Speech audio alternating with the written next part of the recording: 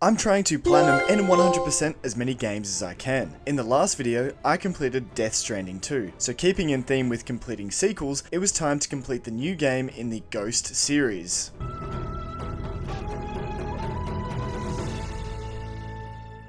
Ghost of Yotei released in October last year as a PS5 exclusive and was developed by Sucker Punch Productions. It is set 300 years after the events of Ghost of Tsushima as a standalone sequel in 1600s rural northern Japan. This time we play as a female mercenary named Atsu as we travel across Ezo on a quest for revenge to kill the Yotei 6. There are 54 trophies to collect for the platinum, with the guide giving the game a 3 out of 10 difficulty and takes around 50 hours to complete. However, this time around I decided to toughen up and play the game on the hardest difficulty, Lethal, which takes it up to an 8 out of 10 difficulty and can take around 70 to 80 hours instead. I watched a video on Ghost of Tsushima which recommended playing it on Lethal as it makes the game feel more rewarding and realistic, whereas I had only played it on normal, so I decided that when Ghost of Yotei came out, I would do exactly that and play on Lethal. On top of this, it took me so long to get the platinum that some new game plus DLC trophies came out, which added another 2 to the total. So to get the 100%, we actually have 56 trophies to obtain. If you enjoy this video, make sure to smash that like button and subscribe if you want to see more of my content in the future. Last year we were able to just make it to 50k subs, and so it would be awesome if we could start pushing for 100k subs this year. I appreciate everyone who takes the time to subscribe, and so without further ado, strap in, grab some snacks, and enjoy the trophy journey for Ghost of Yotei. As I mentioned in the intro, we began the game by picking our difficulty, and in this case I of course chose Lethal, which of course is not a requirement for the platinum, but I just felt like inflicting unnecessary pain on myself. Then when I had to select an experience, I was very tempted to select the Kurosawa mode, but I decided it was probably better if I didn't play in black and white for the viewing experience, so instead I just chose subtitled. And with that, we were finally into the start of the game. And we begin with the origin story of Atsu as we find her alone with her parents dead, surrounded by the Yotei 6. This is where we are introduced to the leader of the Yotei 6, Lord Saito. He walks forward and shows a little bit of remorse towards Atsu before he pins her to the tree with his katana. The Yotei 6 then set the tree alight and leave Atsu to fend for herself. This then cuts to Atsu's story from then until the start of the game, as we find out that she survived the night of the burning tree and in her words became an Onryo as she vowed vengeance on the Yotei 6 for killing her family. Atsu fled to the south on her own, where she had to survive on the streets, until eventually she became a soldier and fought in wars, bloodying her father's blade with nameless enemies. And so after 16 years of fighting and honing her skills, preparing herself, she heads back to Ezo to avenge her family and join them in death after making the Yotei 6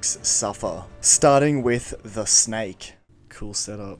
Reminds me of Blue-Eyed Samurai. If you haven't watched it, go watch it. Very good series. Can't wait for season 2.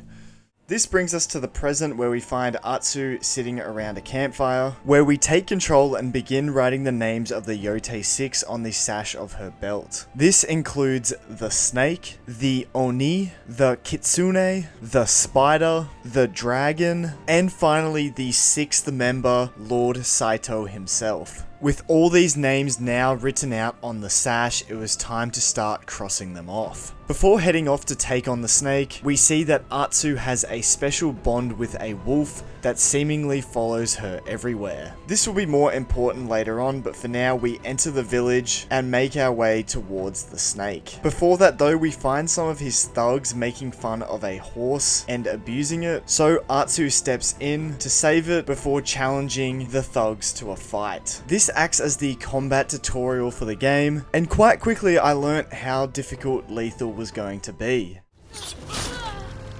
Oh, I'm dead already. Okay, I guess this is Lethal for you. Look, I hadn't played Ghost of Tsushima in a while, and I had forgotten which button was to block, and the game hadn't told me yet, so that's why I died. But on my second attempt, I was able to overwhelm my enemies with attacks, and I also learned that you could now pick up weapons that enemies dropped and throw them at other enemies to deal damage in this game too. Anyway, after dealing with those thugs, we then make our way to the building where the snake is and enter inside. Upon entering, we find a bunch of outlaws drunk, including the snake himself. Without saying anything, Atsu uses a torch to set the building ablaze, forcing all of them outside to fight her. This continues the combat tutorial as we learn how to target enemies, and finally how to block. But this still didn't stop me from dying again. Thankfully, I then did also learn how to heal, and eventually I was able to defeat all the thugs. This prompts the snake to finally come out, and using her father's blade, Atsu reveals who she is to the snake. The snake then puts his mask on, and our first official duel of the game begins.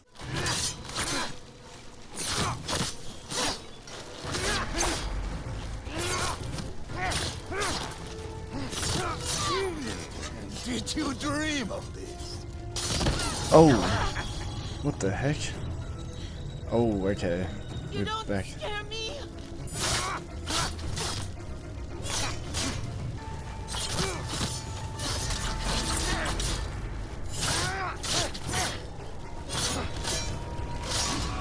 Oh, here we go. Too long to come home. Oh my god, the dust. Wait, what? Oh.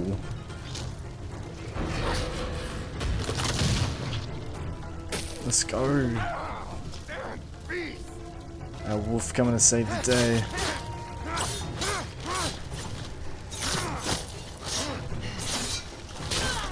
No. Damn, I was doing so well. At least we got a checkpoint.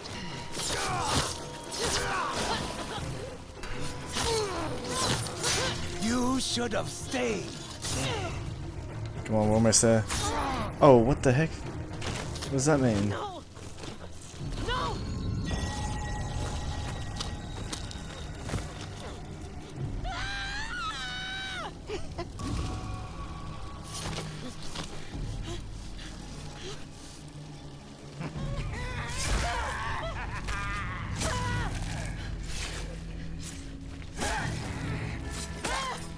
Wait, what? We let him stab us though?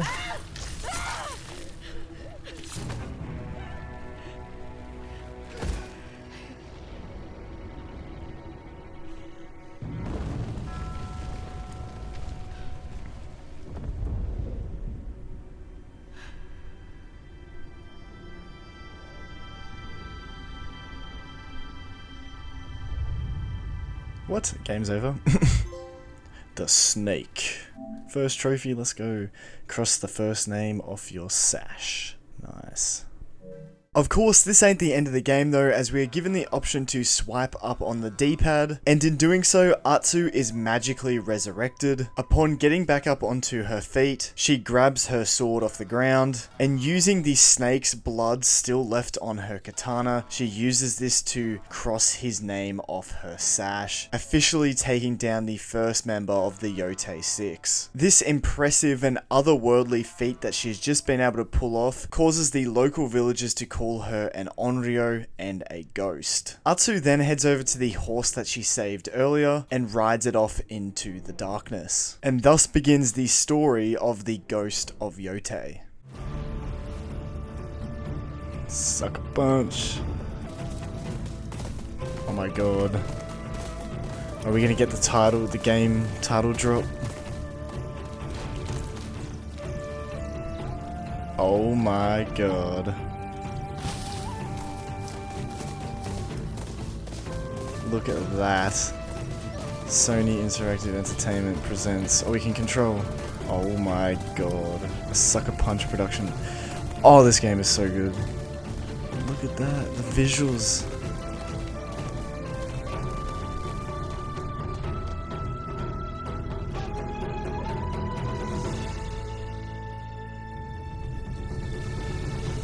The Ghost of Yotei. Oh my god, that's got goosebumps, man.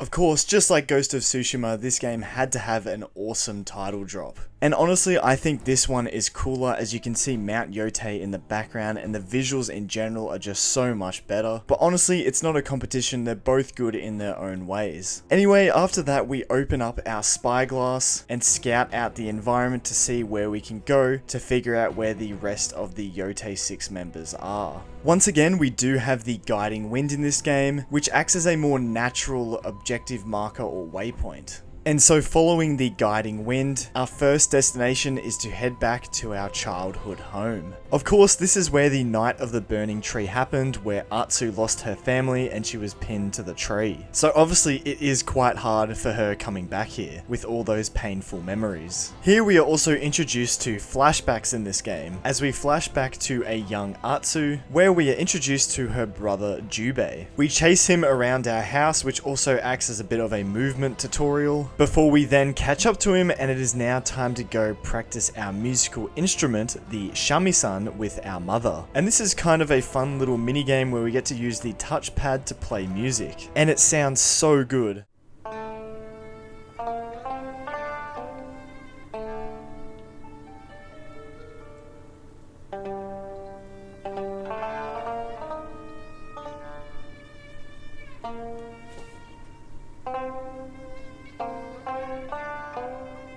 Following that, we flash forward back to the present, and this is where the game tells us about certain places on the map where we can relive the past by triggering a memory using the touchpad. So whenever you see one of these green shimmers and the plant icon up in the top left, that means you can hold down the touchpad to trigger a memory and return back to the past. Back as young Atsu, we head over to the forge to help our father, where we once again have a little mini game using our controller in order to make a sword. After forging our first ever katana, our father then shows us the katana he has been working on, and this turns out to be the very blade we have to this day, the Twin Wolves blade. Following that, we then head over to the training ring to have some sparring practice with Jubei, which continues the combat tutorial as we learn how to do heavy attacks, how to parry, learn that we must parry blue glint attacks as we can't just hold block for those ones, how to consecutively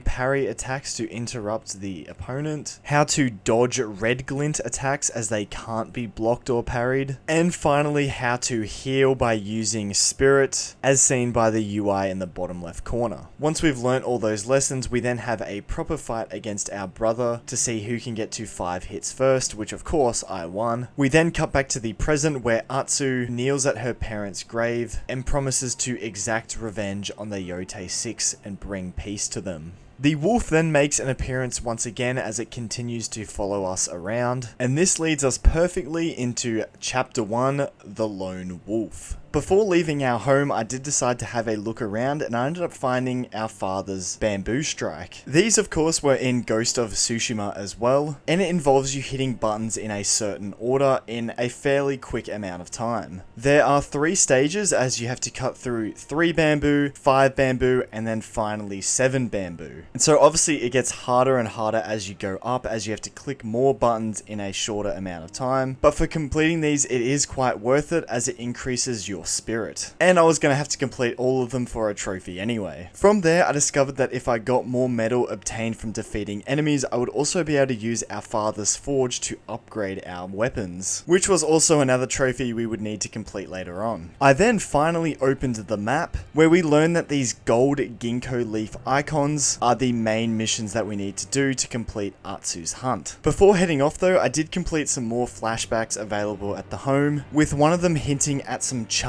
that our parents left at the top of Mount Yotei for us, which of course relates to a trophy, and the other flashback shows us where Jubei buried some money in the yard, and then young Atsu also mentions the stables, which unlocks a side quest in present day, and this is of course also related to another trophy. Digging up Jubei's stash also gives us our first coin, which is used to purchase various things throughout the world. I then actually headed inside our house where I found some painting supplies, and this hinted at our our first Sumi-e painting location. So this is where I finally left our home, called our horse, and made my way over to the painting location. On my way there though, I did get distracted by a memory location that I found, but honestly that's the beauty of this game, as it was so much fun to just explore the world and find things as you come across them. After that, I then noticed when I called my horse that I could set up a camp.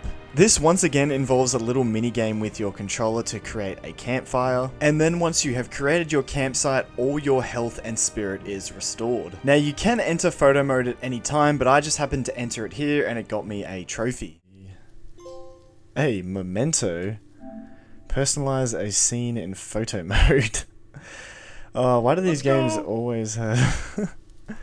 Easiest trophy in existence, bro. It's good to go. How do I actually take the photo? Oh, like... take a screenshot, of course. There you go, another trophy. After that, I noticed that I could also play the shamisen at the campsite, and after picking Atsu's song, I got another trophy. Fireside performance. Play a shamisen song while camping. Oh my goodness, another trophy already. Sorry if I butchered that. Shamisen? You are also able to cook and eat food at the campsite, which often gives you some sort of perk or bonus relating to some sort of gameplay category. For example, here I got a minor melee perk, and once again it involves a little mini game where you actually have to cook the food using your controller. You also get an extra circle of spirit, which is honestly so helpful. And then finally, you can also sleep at your campsite, which is good if you want to either make it morning or nighttime. Anyway, following that, it was now time I finally made my way to the painting location. And once again, these paintings are little mini games where you use your touchpad to draw them. Each time you complete a Sumi-e, you are rewarded with some sort of cosmetic item. And of course, I was going to have to complete all Sumi-e paintings in order to get a trophy. Anyway, from there, I decided it was time to take on the next main quest, which was to visit the old inn to find out information on the Yotei 6. Here we find an inn full of Saito's outlaws, and after being chucked outside, we are given our first opportunity to perform a standoff. This works the exact same way as it does in Ghost of Tsushima, as you hold down the triangle button right until the enemy attacks, and if you time it right, you are able to take down an enemy with one slice. The standoff can of course be upgraded later on, allowing you to take down even more enemies when you do it. For now though, I had to defeat the rest of these enemies, and let's just say I was still getting used to lethal difficulty, but death after death I just knew I had to get good. And so eventually, after 10 deaths or so, I finally killed all the enemies,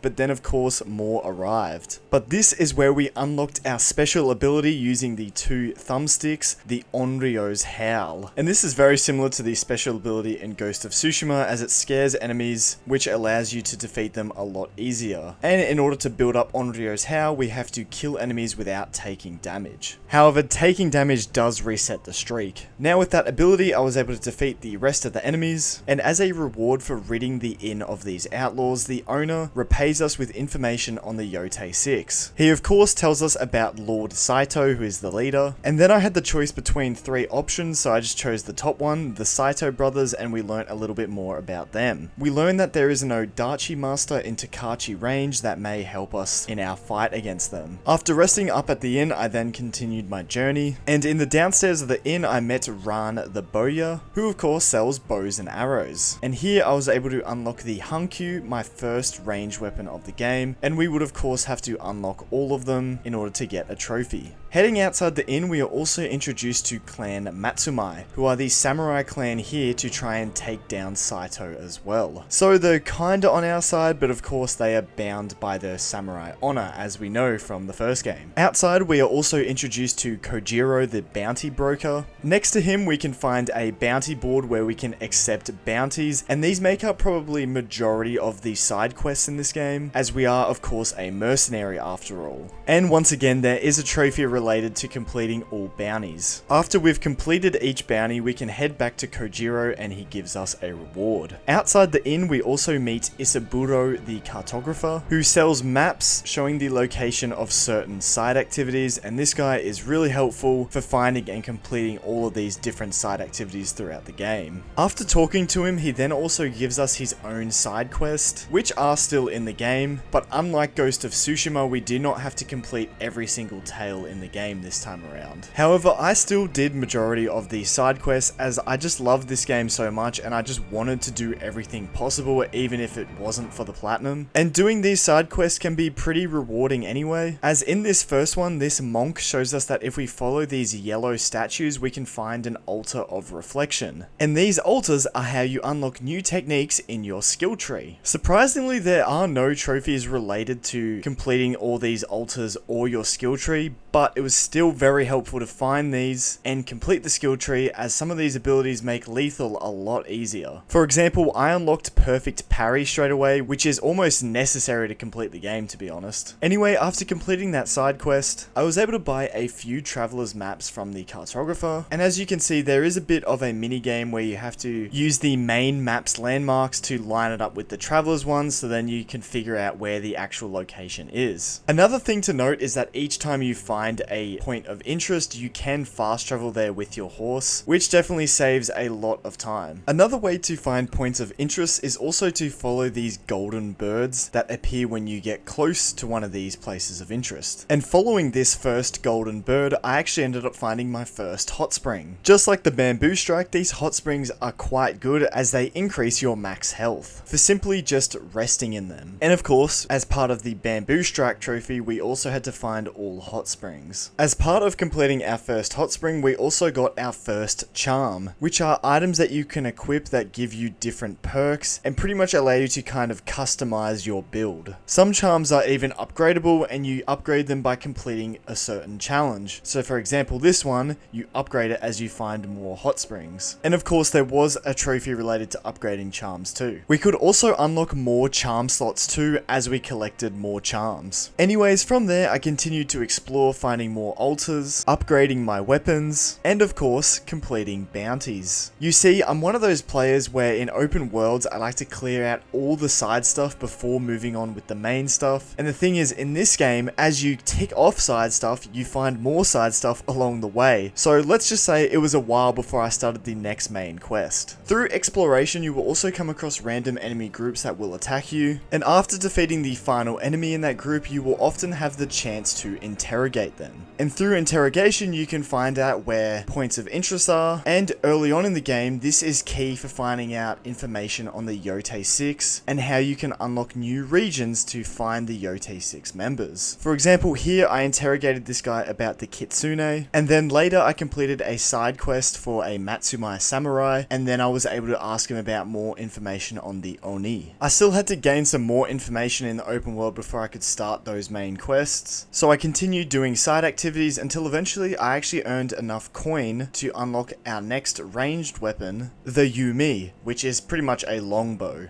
Not too long after that, I made a campsite to get my health and spirit back, and here a random decided to walk up to my camp, but in the end we discovered that this was Ginji the Armorer, and he is the guy to visit if we want to upgrade our armor or get some new armor dyes for customization. And following this, he would become available at main camps, just like the Bowyer, Cartographer, and Bounty Broker. Not too long after that, I ended up finding my first wolf den, and of course we need to complete all of these for a trophy as well. At all of these dens, you will find the wolf that has been following you, and then the game will call your horse to you and you have to follow the wolf as it runs through the countryside. Eventually, after a minute or so of following the wolf on your horse, he will lead you to an enemy camp, as these enemies are wolf hunters who have captured a wolf, so you have to set it free. Once you've set it free, that's usually the wolf den complete, but in the case of this first one, the enemies didn't actually show up until after I released the wolf, so I had to take all of them down to officially complete this wolf den. Before fighting the enemies, I was given the chance to complete a standoff with my wolf, but I kept stuffing it up. But thankfully, I was still really bad at lethal difficulty, so I kept dying, meaning I was able to retry the standoff. And so eventually I got it right, and doing so, I got my next trophy.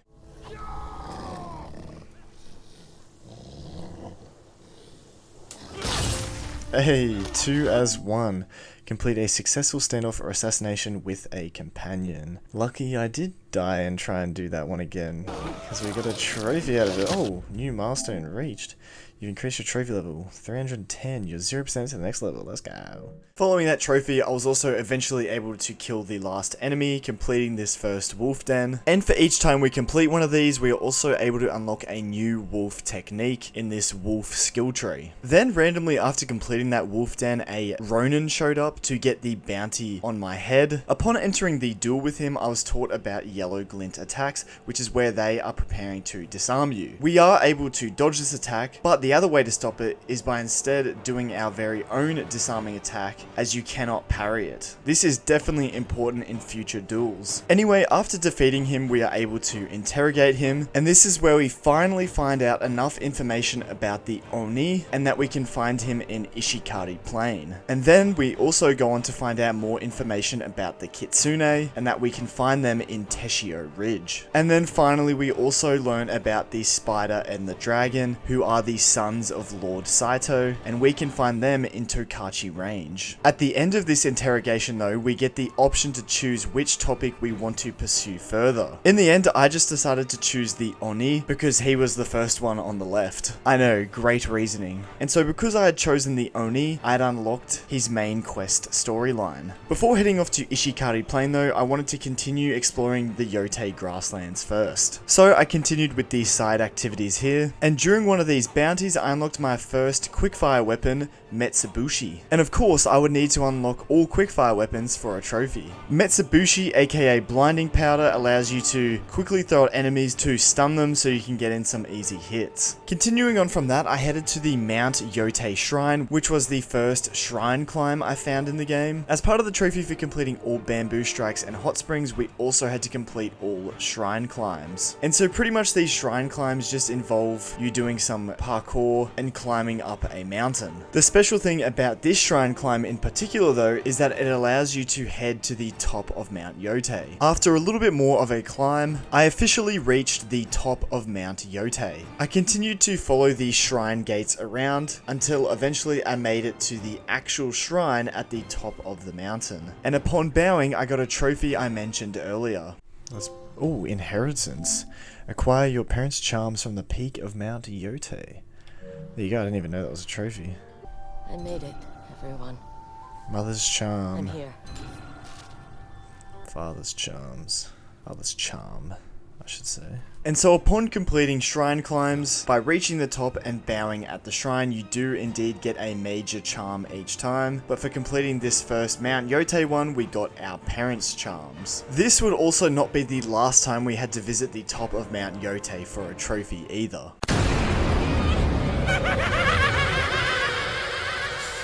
For now though, I headed back down the mountain to the grasslands and headed to Master Heijiro's garden. And here I was able to complete a flashback as young Atsu, and after completing it we reunite with Master Heijiro himself. And as a result, Master Heijiro teaches us a new song to play on our shamisen. The song in question is the Song of Spirit, and when we play it, it will lead us to the nearest bamboo strike. On top of this, we of course have to collect all songs in the game to get another trophy. Not long after that, I ended up discovering my first myth, or mythic tales as they were known in the first game, and these are quests that always relate to some sort of legend or myth, and they always result in some sort of really good reward such as armor or an ability. In the first game, you did have to complete all of these tales, but not in Yotei. However, there is one particular myth that we will have to complete later on. Anyway, not too long after that, I ended up speaking to a random NPC and I was able to gain more information about the Kitsune. And as a result, I unlocked the Kitsune's main quest to travel to Teshio Ridge. Directly after that, I found myself at my first Yotei 6 camp. And these are pretty much the same as all enemy camps you find in games like this, where you have to take down all the enemies to liberate the camp. And you can approach it however way you want, whether it be stealth or full-on assault. Not all camps have this, but this first one I completed had a leader who was also a bounty that I had to take out. Once I had defeated the leader in a duel and taken out the rest of his soldiers, I officially completed his bounty and liberated my first Yotei 6 camp.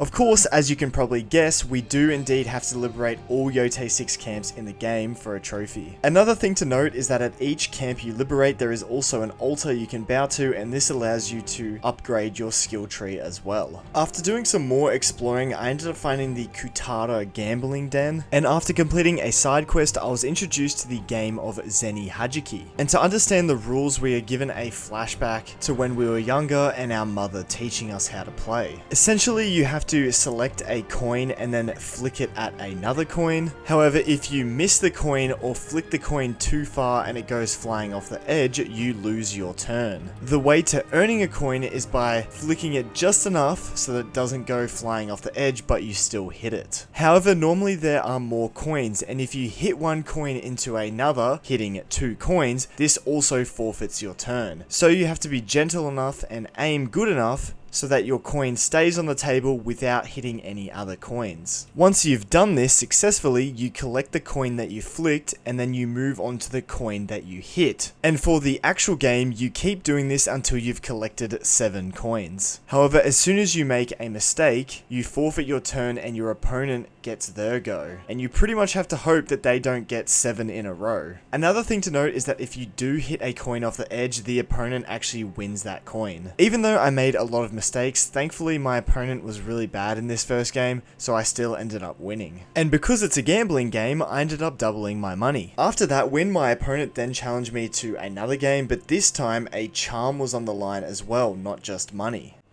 Okay, what do I start with this?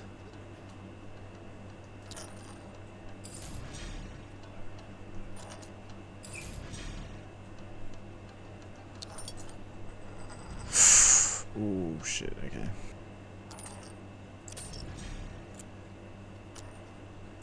Oh, this guy sucks.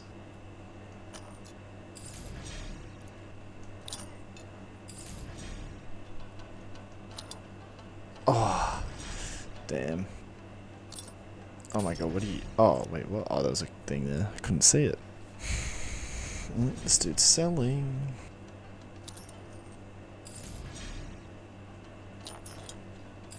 Let's go. I won again. You won. You get your any back plus the promised reward. Nice.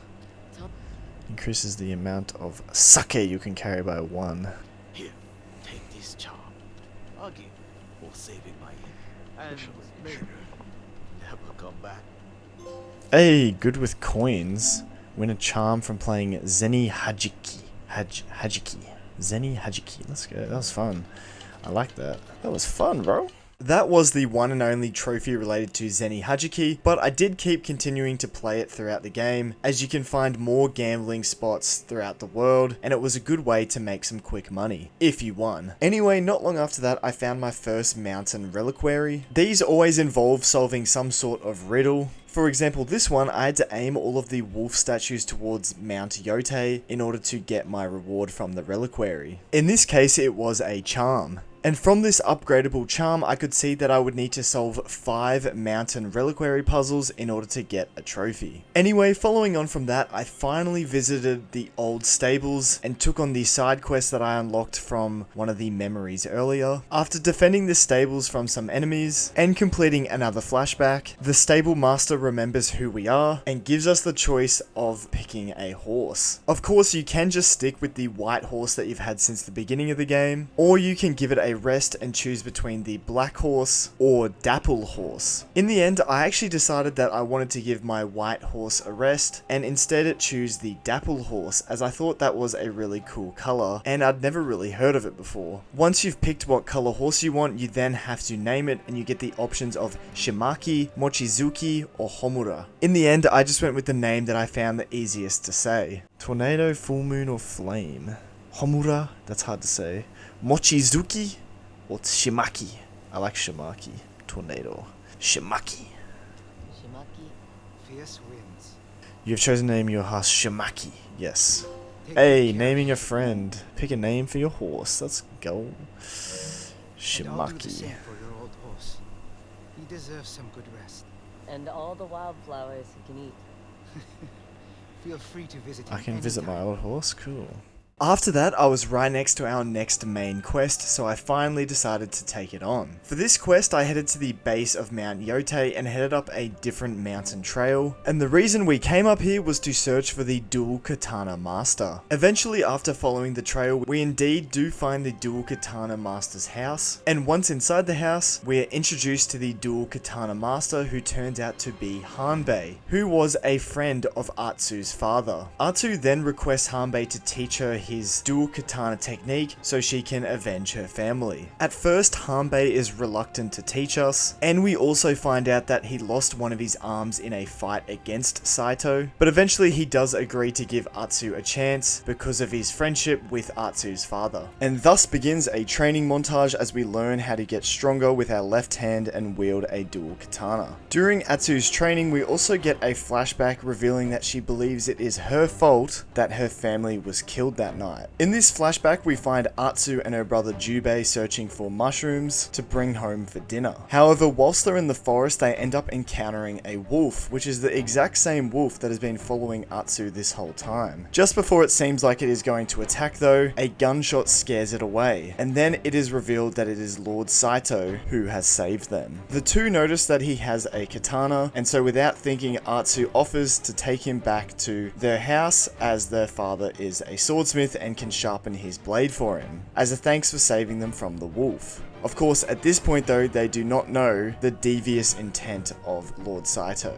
So the two proceed to lead Lord Saito back to their house. Their parents are there waiting for them, but as soon as they hear Lord Saito's voice, they know exactly who it is. Here we find out that Atsu's parents knew Lord Saito, as they used to be part of Clan Saito before it fell. However, Lord Saito explains that Kengo is a deserter, and he abandoned his clan, which inspired others in the clan to also leave. But Yone argues back and says they were raiding villages. That's why they deserted, because they didn't want to be a part of that. However, as a result, many of Lord Saito's clan members starved, and he clearly lost some family from it. Most likely his wife, I'm assuming, the way they hint at it. And he is clearly jealous that Kengo has been able to raise his own family without anything terrible happening to them. Kengo offers to Saito that he can kill him but leave his family out of this. But Lord Saito is quite set on his revenge and says, I must make an example. And then he calls in the Yotei 6, kicking off the Night of the Burning Tree. We then return back to the present, where Atsu obviously feels very guilty that she was the one that invited Saito into their home. But as Hanbei says, she couldn't have known that would happen and it's not her fault. Following that, we continue to train our left arm, until eventually Hanbei gifts us with the sword that Atsu's father made for him, which now becomes our dual katana blade. With that, we are now strong enough to wield it, and we officially unlock the dual katana, our first new melee weapon. And surprise surprise, we would have to collect all melee weapons to get a trophy. This is also where we learn about weapon advantages. In Ghost of Tsushima, there was different stances that would be used against different enemies to get an advantage, while in this game it is different weapons. So for example, whenever you're going against a single swordsman, you just use a katana. However, if you're going against a spearman, you whip out your dual katanas, and that gives you an advantage. Of course, it just so happens that some of Saito's men attacked Hanbei's house, so we now get to try out our new dual katana, especially with majority of the enemies using spears, so we get to practice switching between dual and single katana. And we also get to learn the dual katana's special triangle combo as well. After defeating all the enemies, Atsu finds a note on one of them. Using his detective skills, Hanbei is able to conclude that these men came from Takachi Range, and there is an old fortress in the marshlands, perfect for training recruits, so that must be where Saito is building his army. Hanbei sort of warns Atsu to not go down this revenge path, but the two say their goodbyes, and we now know where we can find Lord Saito. Along with that, similar to the first game, our legend also grows now to a vengeful mercenary, also making our bounty price bigger. And so this means Ronin groups will now randomly attack us out in the open world. Technically, I could now head to Saito's training fortress, but for now I continue to explore and complete more side activities. Whilst completing one of these bounties, I noticed that there were some enemies near some tall grass, and I realized I could go for the trophy for killing an enemy by catching grass on fire. So I pulled out my fire arrows and did exactly that.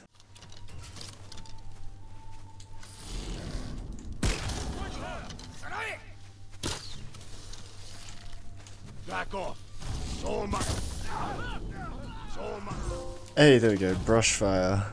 Kill an enemy by catching grass on fire. I knew that was a trophy. I was seeing if I could get it nice and early.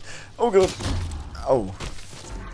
Following that, I completed the bounty that I was after, Soma the Condemned, and as a reward for completing this bounty, I ended up getting the Bounty Master Armor. And just like everything else in this game, we would have to collect all armors for a trophy. Not long after that, I went on to complete another first of many, and this time it was fox dens. These are pretty easy to complete. Literally all you've got to do is follow a fox, until eventually it will lead you to a fox shrine. Upon bowing and praying at the shrine, you will receive a charm as a reward and complete the fox den. And of course, once again, we would need to complete all fox dens in the game for a trophy. Anyways, after doing a lot of the side activities, I decided it was time to head to Ishikari Plain and look for the Oni. However, upon trying to enter Ishikari Plain, we find that there is a Matsumai checkpoint that we have to pass through first. Thankfully, after donating some money to a nearby beggar, he is willing to actually give us his travel permit, and so that means we're allowed to pass through the checkpoint with this. However, as we're going through the checkpoint, a Matsumai samurai by the name Lord Kitamori gets us to stop as he has to give us our travel permit back, or else he would have to arrest us. Just as we're doing that though, there is an ambush by some Oni raiders, and so we help the Matsumai by defending the checkpoint with them. It turns out that reinforcements were scheduled to arrive that morning but never showed, so Lord Kitamori tells his men to stay and defend the checkpoint, whilst he will go search for the missing samurai along with Atsu. After following Lord Kitamori on horseback for a while, we eventually find dead Matsumai horses, and so we follow some nearby clues to find the Matsumai samurai, but it is too late as we find the Oni raiders burning them alive.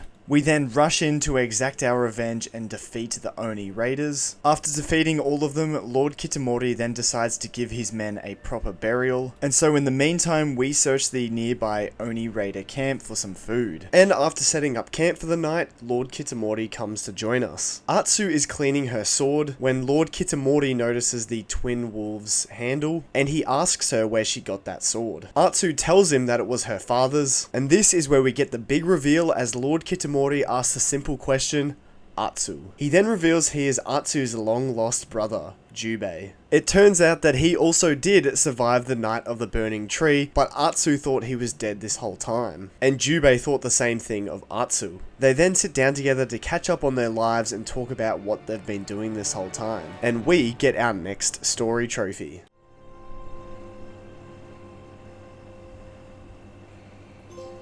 Twin wolves. Reunite with a ghost from the past. Ah. Damn. That's so cool. I did not expect the brother to still be alive. However, we find out that the two of them have lived very different lives, as Jubei was saved by the Matsumai clan, and so he has grown up with them and become a samurai to serve them, whereas Atsu became a mercenary and only ever really served herself, dedicating her whole life to revenge pretty much. They then decide to get some rest, so Atsu takes first watch, but upon waking up in the morning we find Jubei gone. However, he hasn't gone far as we find him at the place where he buried his fellow soldiers. The two then head back to their horses together, and we ride our way into Ishikari Plain. However, we do have to deal with some Oni raiders blocking the entrance first, and after defeating them, we officially make our way into Ishikari Plain. We then arrive at the nearby Matsumai camp, where Jubei introduces us to Commander Wada. Despite the fact that we helped the Matsumai out and Jubei vouched for us, Commander Wada does not want anything to do with us, as he knows that we are the Onryo who killed the snake, so he gives us our money but tells us to leave the camp. Before leaving the camp, Jubei does give us some insider information on how we can start our hunt for the Oni. Following that mission, our legend grows to a malevolent hunter, and this means that Ronin have set up traps across the open world to try and trip up our horse. Anyway, following that, we are then given the opportunity to scout out Ishikari Plain. We identify a nearby island where a sensei can help us out in our hunt for the Oni, and a market nearby where we can find out more information as well. And finally, we we can quite clearly see Ishikari Castle, which the Oni has taken over and claimed as his own. And with that, I was now able to freely explore Ishikari Plain. And so of course, I took this opportunity to start doing side activities before doing the main quest. And the first side quest I went for was actually to help a nearby bomb maker who the Oni raiders were hunting down. In this side quest, we are given scorch bombs to help fend off the Oni raiders who are attacking the bomb maker. After defeating all of the enemies, she introduces herself as Ina, and we officially unlock the scorch bomb to use a new thrown weapon. Following that, we are able to complete another side quest with her where we unlock the blind bomb, another new thrown weapon. In this mission, we ambush some Oni raiders that are transporting some bomb supplies, and after defeating all of the enemies, we take the supplies for ourselves, so Ina can start working on another new bomb. And by completing this chain of side missions for Ina, we end up getting a trophy. A gift for destruction. Help Ina fend off the Oni raiders. Let's go. From there, I continued completing more side activities, and during a bounty mission, I had an opportunity to get my next miscellaneous trophy, which was for disarming an enemy and then killing them with their own weapon.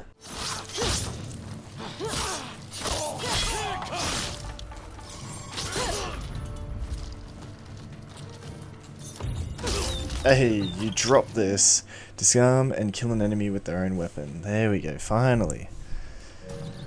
Your charm has been upgraded. Increase damage of thrown melee weapons by a major amount. Yes, I need to do it 5 more times to upgrade it again. Cool. Continuing on exploring, I ended up completing my 4th wolf den, and by doing so, we are given the opportunity to learn a new song. And by completing the little song minigame, I unlocked the Song of the Wolf, ticking another song off our list. Not too long after that, I ended up discovering the Crimson Dye House, and from these dye merchants you are able to buy vanity gear, and after buying 3 items from this merchant, I ended up getting my next miscellaneous trophy. Morning Kimono, or Wind's Grace.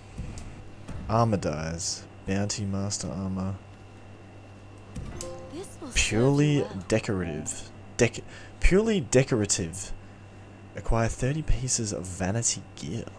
Cool. This looks really cool. I like this. Following on from that trophy, I went on to complete my first mythic tale, which was called the Undying Samurai. And so after defeating this Undying Samurai, I got my next armor set, the Armor of the Undying. From there, I continued to explore and complete more side activities, and continued to get more trophies. As for this next one, I had to use an empty sake jar to trigger a wolf kill, which was an ability I had unlocked through the wolf skill tree when completing wolf dens.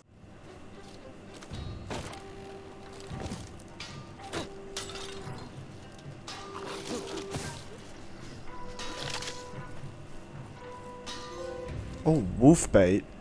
Use an empty sake jar to trigger a wolf kill. Oh, I didn't even realize that was a trophy. So that guy over there died to my wolf. Oh, cool. Oh, sweet as bro. And then not too long after that, continuing this trend of trophies, I got another miscellaneous trophy. Oh, sake flight. Collect 10 full jars of sake. Oh, I love to drink my sake. Continuing on from that, this trophy rush continued as whilst I was completing a side mission, I got another miscellaneous trophy.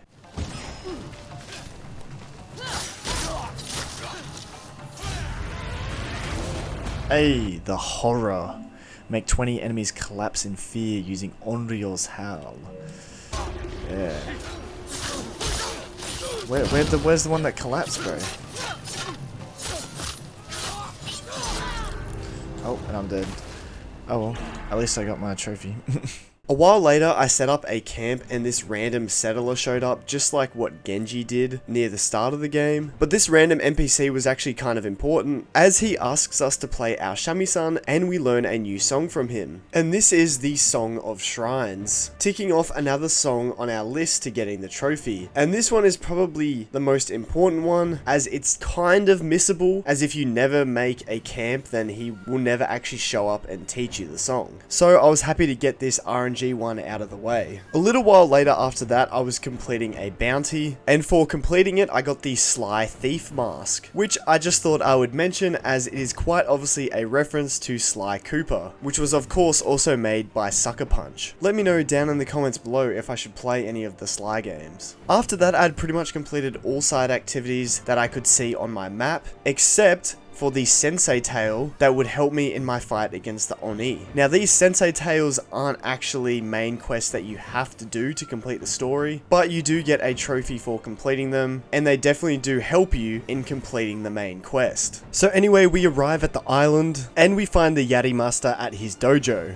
At first he doesn't trust us, so we have a quick duel against him. Eventually during the fight, Atsu is able to convince him that we are here to take down the Oni. He agrees to teach us the way of the Yari, but we must use it to help the people of Ishikari Plain. This once again starts another training segment as we learn how to use the Yari or the spear. So we do some painting to strengthen our wrist, and then also go spearfishing to practice our reaction time and ability to pierce them. Following that, we are then also taught the triangle special attack with the Yari, which is called the Typhoon Kick. And just like when we were learning the dual katana, some raiders show up, so we are able to put our new lessons with the Yari into effect. We also learned that the Yari is best against enemies that have a Kusarigama, or Twin Kama. And these are the smaller weapons that you see some of the enemies holding, and so using this advantage to our advantage, we are able to take down all the Oni raiders here on the island. And because of this, the Yari Master gives us our very own proper Yari to use in combat. The Yari Master then gives us some further side quests that we can take on in order to continue helping him out. And we finally find out that his name is Sensei Takahashi. In order to get the trophy, I did have to continue with the rest of this Sensei tale by completing the rest of the quests, which involved saving some of his students and a weaponsmith from some enemy camps. The weaponsmith I'd actually already saved, and also by learning a new Yari skill in the skill tree. So I made my way to the enemy camp and saved his students, and then after liberating the camp from the enemy leader, I was able to bow at the altar of reflection here and learn a new technique for the Yari. And so now that I completed those 3 parts, I was now able to visit the sensei at his new dojo. And here he continues our training as he teaches us how to do the thundering wave technique. However, of course, our training is once again interrupted by some Oni raiders as the dojo is ambushed by them. So alongside Takahashi and his students, we take down all of the Oni raiders and successfully defend the dojo from the attack. And as a result, we do get our trophy. With our help, we will be victorious, and Ishikari Plain will be free. A way of the Yari. Help Sensei Takahashi defend his dojo. The Yari's fury. Damn, okay, that quest line went by pretty quick actually.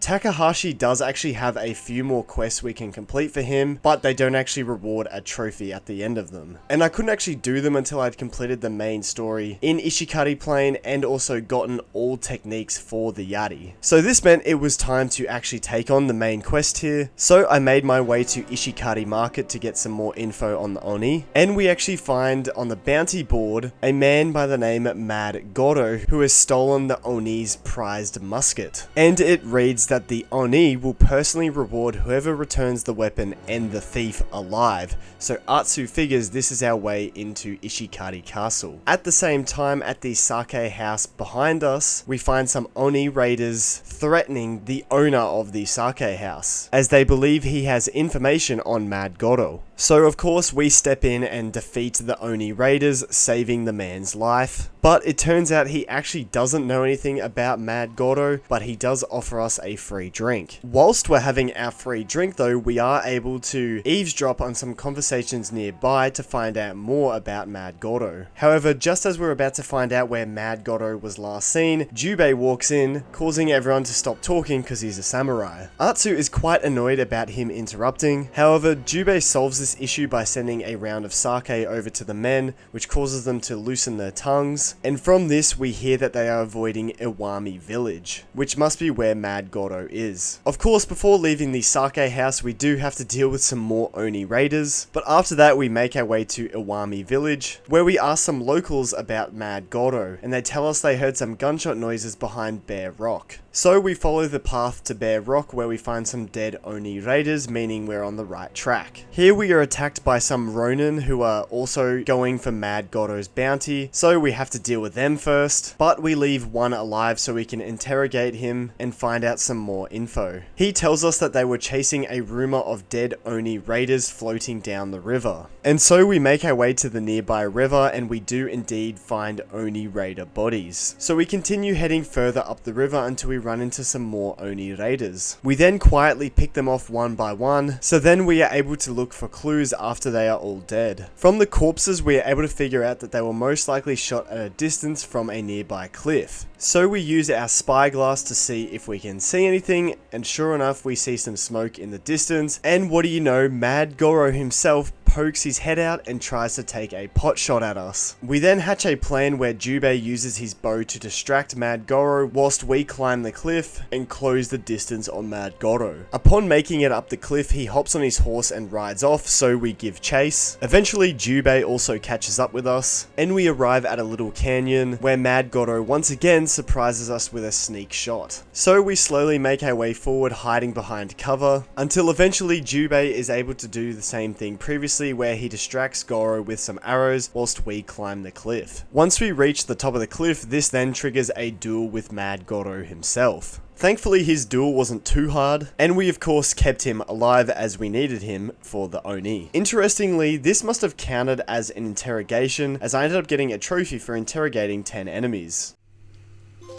A very persuasive interrogate 10 enemies, as if I get that trophy as I'm taking down like a main story one. That's cool.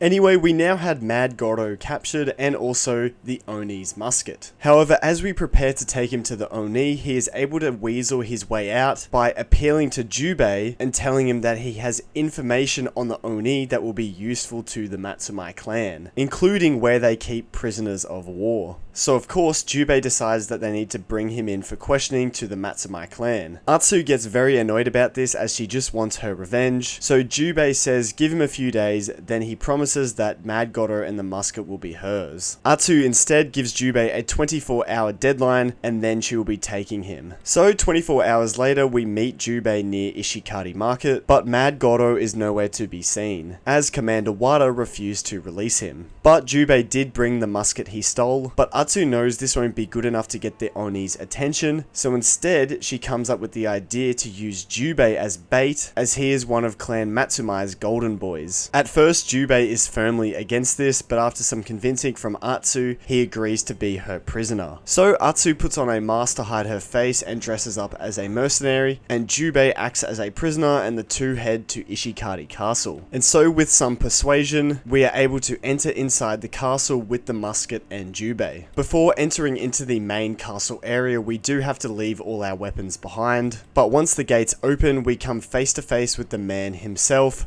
the Oni. Atsu proceeds to give the Oni the musket, and then explains why she has brought Jubei instead of Mad Goro. Thankfully, the Oni believes us, and he tells us to come with him to collect our reward. Once inside, he hands Jubei over to his main prison guard, who takes him to the prison cells. Meanwhile, Atsu heads inside the Oni's main throne room kind of thing, where he keeps all of his treasures. And here he returns the musket to its rightful place, and tells us to have a look around whilst he gets us our reward. Looking around, we find that he still has the wolf sword kit that Atsu's father used to have, and this triggers a flashback to the night of the burning tree. During this flashback, we find the Oni beating up their father, and so Jubei runs out from his hiding place with the sword in an attempt to strike down the Oni, but he clearly sees this coming and tosses Jubei to the side. Seeing her brother and father in trouble, Atsu then grabs the sword herself and slashes at the Oni, Oni cutting his face. However, as their father tells them to find their mother and run away, the Oni, in retaliation, stabs their father straight through the chest. And so now we know that the Oni was the one that killed their father, and how he also got the scar on his face. Back in present day, the Oni returns with our reward, but Atsu tells him to keep his money as she wants the sword kit, which definitely doesn't make her look sus at all. And then the Oni acts like he doesn't even remember where he got it from, which you can tell angers Atsu. The Oni decides to just give her the coin too, along with the sword kit. Back outside, the Oni invites us to the feast that is happening that night at the castle and tells us to wait around until then. But we instead use this time to figure out where they are holding Jubei.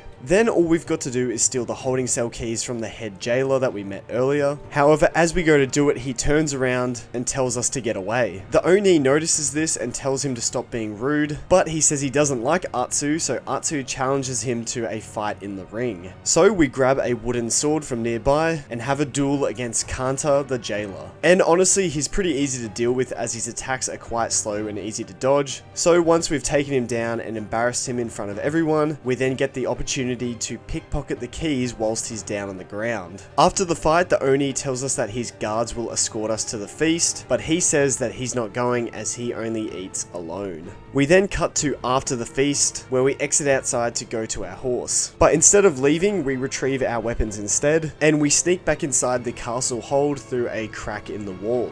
We then stealthily make our way to the holding cells where Jubei is, and using the jail cell keys that we stole, we are able to unlock the jail cell and free Jubei. Now with Jubei, we break out the back of the jail cells, and from there we climb around the outside of the walls along the cliffs until we reach the main castle. We then make our way up the outside of the castle all the way to the top keep. However, as soon as we head inside, the Oni is nowhere to be found until he surprise attacks us and grabs Atsu by the throat. And it turns out that he figured out it was us from when we did ask for our father's sword kit, so Atsu definitely made a silly mistake there. The Oni then proceeds to throw Atsu out the window and Jubei follows behind. Unfortunately, now the whole castle knows that we are here, so our only option is to escape and come back to kill the Oni another day. Luckily, the two are able to make it to their horses, and here we are taught the horse charge ability, which makes a return from Tsushima, and using this we are able to make our escape down through the castle. Eventually, Jubei and Atsu make it far enough away to rest. They then proceed to have an argument as Jubei believes they could have saved dozens of Matsumai samurai that night instead of trying to kill the Oni, but Atsu was too blinded by her revenge, so Jubei leaves on horseback. Following the completion of that mission, we are introduced to the Onryo gift altar, where people leave offerings to aid the Onryo's hunt for the Yotei 6, which of course is the same as the gift altars from Ghost of Tsushima, and we would need to collect all offerings throughout the game in order to get a trophy. Anyway, back to the next main mission. Atsu decides to head to the Matsumai camp and break Mad Goro out herself. The Matsumai of course don't let us in, so instead we climb our way around the camp and sneak in a back way. We then sneak our way to where they are holding Mad Goro, and Atsu questions him about the secret way he escaped from the Oni's castle. The two make a deal that if Atsu breaks him out, he will tell her about the secret path. So we figure out a way to break him out of his cell, but just as we're about to leave with him, we of course find Jubei waiting outside. Jubei then tells Atsu that he is going to escort her out of Ishikari Plain, but in reality he should be arresting her for what she's done. He also tells her that the bridge is nearly complete, which will allow hundreds of samurai to pour into Ishikari Plain and take the Oni on in battle, and that is how they will finally kill him. However, just as he is saying this, the Oni raiders begin an attack on the Matsumai camp. So we have this massive battle sequence where we help Jubei and the Matsumai defend their camp from the raiders, but in the end it's not enough as nearly all of the Matsumai are taken out and the bridge is also burnt to a crisp as well. And that's when the Oni confronts Atsu and Jubei on the bridge and tells them that this is the consequence of their actions for trying to kill him. The Oni then tells his men to fire and they shoot explosives at the bridge, breaking it and sending Jubei and Atsu down into the river below. Luckily, the two of them survived this, but upon returning to the camp, we find it completely destroyed and everyone gone. Thankfully, Jubei does say that many of the survivors would have retreated to the northern camp Jubei also agrees to help Atsu kill the Oni. Atsu then tells Jubei how she loosened a board for Mad Goro, so he most likely escaped, and that is still their best lead. Following that mission, our legend also grows to the Onryo, which means we will now find specialist Saito outlaws that will hunt us down in the open world. Anyway, continuing on, we make our way to the northern Matsumai camp. Here we meet with Jubei, who has news on Mad Goro. So we follow Jubei's lead until we make it to a shrine climb. On the way up the climb, we have to deal with some bounty hunters who are also after Mad Goro. Eventually we do make it to the top of the shrine climb, where we find Mad Goro pretending to be a priest. But because this is a real shrine, we do go along with his act just for a little bit. After bowing at the shrine though, Atsu finally drops the act and asks him how he escaped Castle Ishikari. But before he can tell us, some more bounty hunters show up, so we have to deal with them first and then he will tell us. Before taking them on, Goro actually gives us a gift in the form of the Oni's flame, which allows us to set our weapon on fire, meaning enemies can no longer block our attacks for a short period. And this is another quickfire weapon that we can add to our arsenal. After defeating all of the bounty hunters and escaping with Goro, he finally tells us the secret path into the Oni's castle, which is an abandoned mine you can access from the sea. But we will need a boat, and Mad Goro happened to hide one nearby on the coast. Thanks to his information, Jubei decides to let Goro go, but he does tell him to get a new job that is within the law. And with that, we now know how we can get inside the Oni's castle. So following that, I made my way to the location on the coast where we find Jubei, who has found the boat that we need. We then wait until the cover of night. The two then get on the boat and make their way to the mine that Mad Goro told them about. Once inside the cave, the two are able to get off the boat, and we then have to climb up to Ishikari Castle. After making their way through the mine, the two eventually find themselves on the cliffs outside, and after some more climbing along the cliffs, we eventually come face to face with our first sign of Oni raiders. And this guy at the edge of the cliff presented a perfect opportunity to get myself another trophy.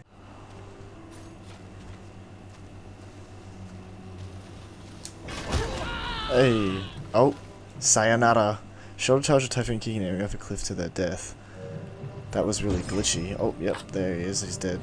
Perfect, let's go. Following that, we head inside this cave where the enemy came out of underneath Ishikari Castle, and eventually we come across the area where the Oni raiders are holding the Matsumai prisoners as slaves to help rebuild the castle. So we take down all the enemies and free the Matsumai prisoners. With all the prisoners free, we then start a prison riot as we continue to take down Oni raiders in our attempt to escape the castle. Eventually we make it out of the mines with all the Matsumai coming together to defeat the Oni raiders outside. After defeating all the enemies in this first area, the Matsumai says there are more prisoners to save, so Jubei and Atsu split up as Jubei goes to help free the rest of the prisoners and Atsu goes to confront the Oni. On the way to the Oni, we actually get to kill Kanta, the jail guard, for real this time, and we then make our way inside the castle to face the Oni. And thus begins the duel against our next Yotei 6 member. And once again, this is where the lethal difficulty really came into effect. As do you know how long this fight took me to beat? Have a guess. Write it down in the comments how long you think it took me. Well, if you said around 2.5 hours, then you would be correct. I really struggled against the Oni because technically this was the first proper boss fight of the game. The one against the snake was more of a tutorial, so that was never going to be super hard. And also because it was still early on in the game, I didn't have all the upgrades such as increased health, increased spirit, better armor, better weapons, better charms. And honestly, that just shows doing all the side stuff on lethal is very important, as it actually does help in these boss fights. But really the main key thing in beating all of the bosses in this game is just practice. I mean, listen, we talking about practice. Because you have to learn their attack patterns, as they are all different, so there's something new every time. And clearly, it just took me a lot of time to practice and learn the Oni's attacks.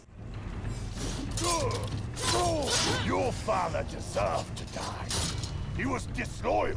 He was loyal to his family.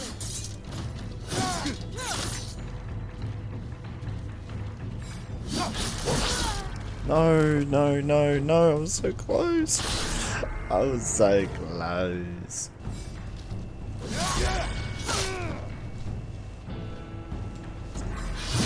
Oh.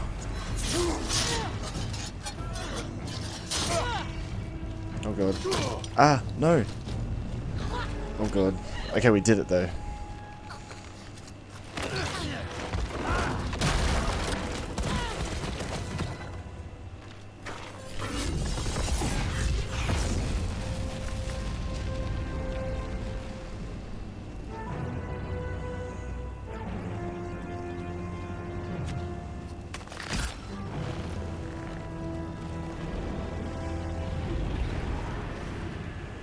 Oh god, now he's got flames. Oh, we're so There's cooked. the face I remember. Oh, now I'm gonna have to learn a whole new attack pattern. I will pin you to that damn tree again and make your brother watch.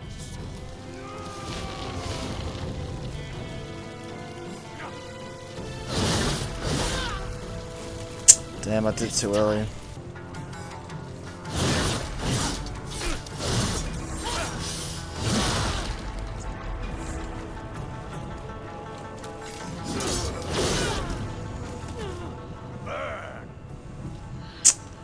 Oh, this is tough.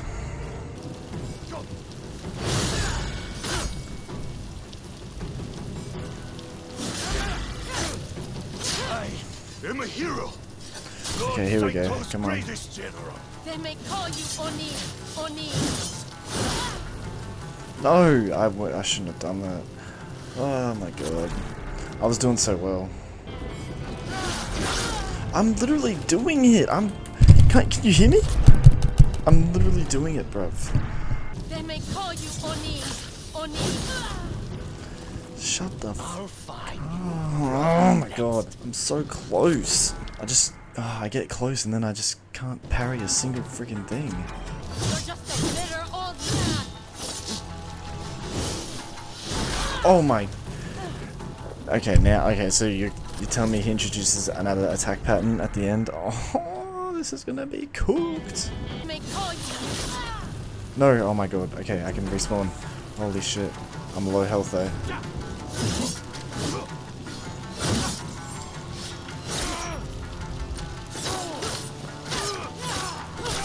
Tonight I avenge my father. He is a rotting corpse. Nothing will change that. Oh. Oh. Oh my. You're kidding me. How you meant to freaking disarm him on that, bro?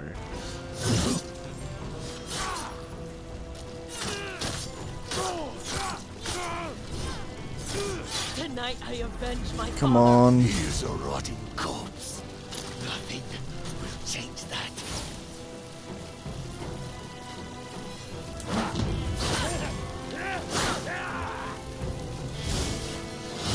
Holy Jesus. When the hell was that? Oh, I was doing so well, bro. That was the one. Nothing will change that.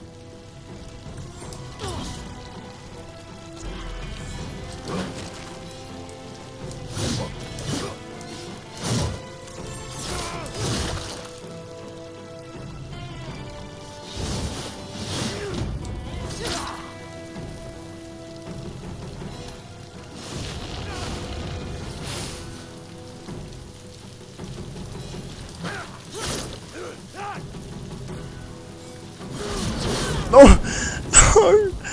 Oh my god, I was so close. All I had to do was parry and I won. I would have won. All I had to do was parry it, bro. Oh my god, bro. His attacks at the end are cooked.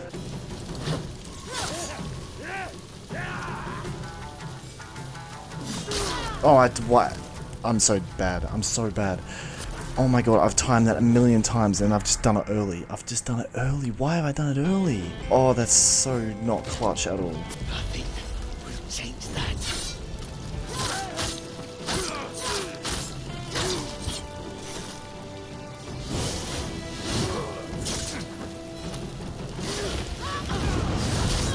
Oh my god, look at his health. Look at his health, bro.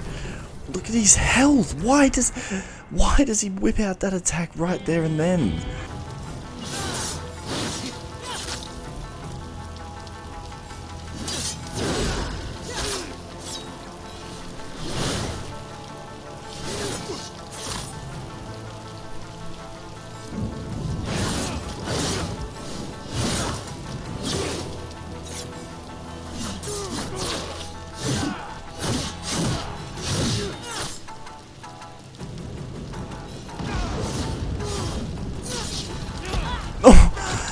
No!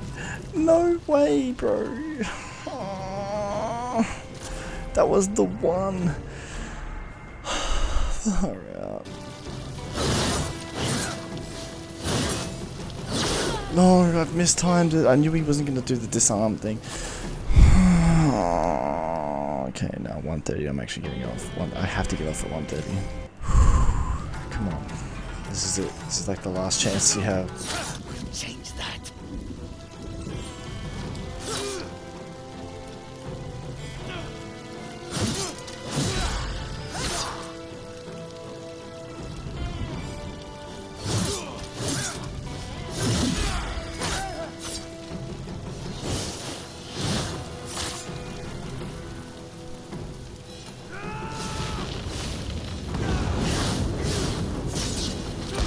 No.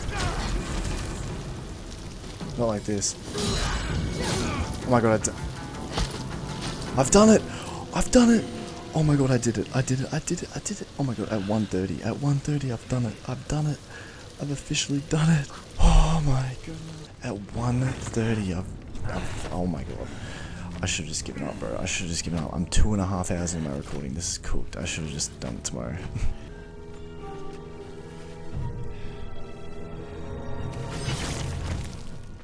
Did it.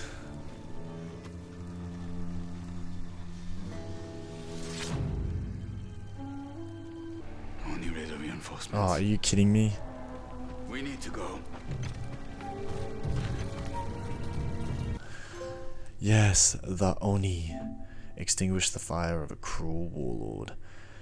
Oh my god, finally. Holy 2.5 hours of recording. So finally, after 2.5 hours, at 1:30 in the morning, I had finally defeated the Oni and freed Ishikari Plain from his wrath. With that, Jubei leaves to report to Matsumai High Command, and we continue our hunt. And for killing another Yotei 6 member, our Onryo armor is upgraded. And so our next target was the Kitsune in Teshio Ridge. However, in order to get to Teshio Ridge, I first had to make my way through and explore Tokachi Range. However, we weren't quite done in Ishikari Plain, as because we had now completed the main quest, we could do the next side quest for Sensei Takahashi. And this side mission is quite fun, as we team up with Takahashi and Ina the bomb maker, and then we head to Ishikari Castle with all Takahashi's students to take down the rest of the Oni raiders and burn the castle to the ground. And this was a nice fun way to wrap everything up in Ishikari Plain. Now after that, it was finally time to head to Tokachi Range and start exploring there. I of course got sidetracked completing side quests and other activities, and I even found this cool mural on the side of a cliff, which I'm pretty sure is a reference to Infamous, another game by Sucker Punch, and honestly I would love to play those games. Hopefully they bring the original ones to PS4, PS5, then I could complete the whole series. But anyway, continuing on, I eventually ended up completing enough altars to fully max out my Yari techniques. And this allowed me to go back to Sensei Takahashi and complete his final quest, where now because I had mastered the Yari, I was able to complete his final lesson, and as a reward, Takahashi gives us his very own Yari, which unfortunately is just purely cosmetics, but it was still pretty cool. Now we had truly done everything in Ishikari Plain, so once again it was back to exploring Tokachi Range, and here I ended up completing enough wolf dens where I was able to actually name our wolf.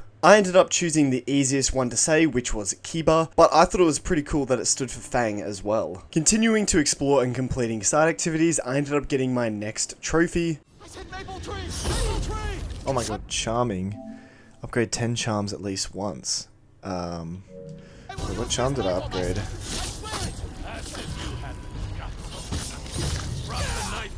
Wait, what charm did I upgrade exactly? Oh, this one.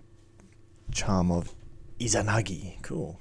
Not long after that, I ended up unlocking my next armor set, which was the Dragonfly armor, and I also completed a side quest where I unlocked the Song of Revenge. I then went on to complete the next Mountain Reliquary puzzle, and then finally, after doing all the exploring I could, it was time to head to Teshio Ridge. So I headed to the Central Ferry, which was on the Great Lake, where we meet a lady by the name of Hoochie, and with her we wait for the ferryman so we can travel north to the neighboring Naoto Wilds. We then cross the Great Lake on the ferry until eventually we arrive in the wilds. And here we have the option to continue heading north to Teshio Ridge, or we can explore the wilds for a little bit and complete some tales for Hoochie. I of course decided to stay and explore for a little bit, even though this area isn't technically part of the main storyline and you don't have to do anything here to progress the story. It was a nice little pit stop to explore, and you get to find out more about the Ainu people, who are an indigenous group of people who reside in northern Japan.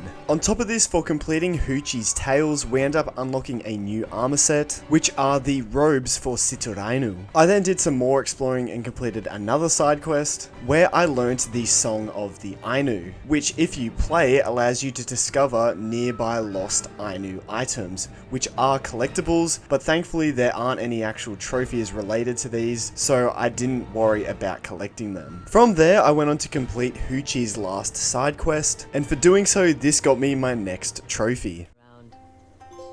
A Sitorainu, I thought so. Share a meal with Hoochie. The load we bear.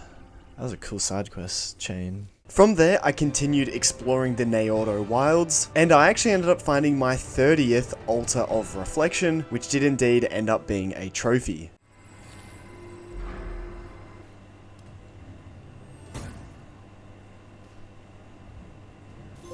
Hey, moments of reflection? Wait, what? Find 30 altars of reflection. We've already found 30 of them?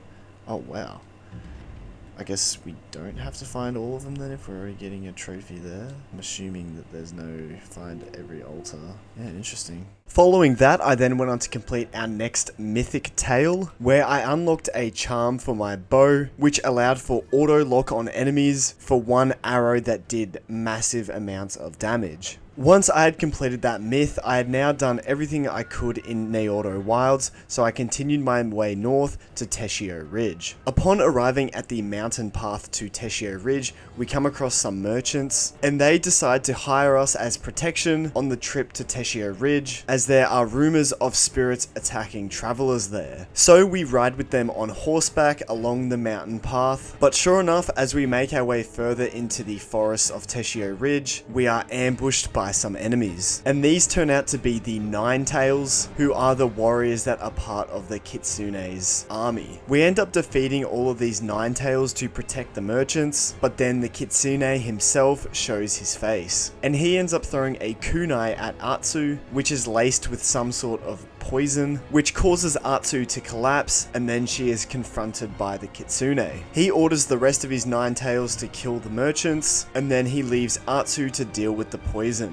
Thankfully, a little while later, our wolf Kiba shows up to protect us, and then later on, our horse actually wakes us up. At this point, the poison has thankfully passed, but there is now a massive blizzard occurring, which is freezing us to death, so we quickly have to make our way to shelter. Eventually, we do find a cave where we are able to start a campfire and get warm. Once the blizzard has passed in the morning, we are then officially welcomed to Teshio Ridge. And this means a whole new area for us to begin exploring. And so of course I began with completing side activities, and one of the first ones I did was helping this lady named Hana protect her farm. And as a reward, she taught me how to use the kunai, which is a great quickfire weapon to deal damage and stagger enemies. And this of course meant we had unlocked another new quickfire weapon that we could tick off the list. Following that, I then went to take on our next mythic tale, where I unlocked another new armor set. This time it was the Crimson Kimono. At this point I still had plenty to explore in the region, but I was close to the next main story quest, so I decided to do that first. So here we travel to the Red Crane Inn to try and get a lead on the Kitsune. Inside the inn, we play some Zeni Hajiki with some Matsumai samurai, whilst talking to them at the same time to find out more about the Kitsune. After beating them at Zeni Hajiki, they tell us to head upstairs to talk to the commander. But this just ends up being a stupid prank, as it turns out the commander is, let's just say, waiting for a different woman. So without without getting any information, we head back downstairs, where we begin listening to a lady playing her shamisen. Atsu recognizes the song she is playing as the song that her mother also used to play to her when she was younger. The same Matsumai warriors that pranked us then start heckling the lady playing the song, which annoys Atsu, so she challenges them to a dance, aka a fistfight. So an all-out brawl begins in the inn, as we fight off all the Matsumai using our fists. Of course, we are able to defeat all of them, and this is when the commander makes his way downstairs and threatens to execute us. But the lady who was performing, whose name is Oyuki, stands up for us and threatens to tell his Matsumai superiors that they were all bested by a singular woman. This changes his tune and he decides to let us go.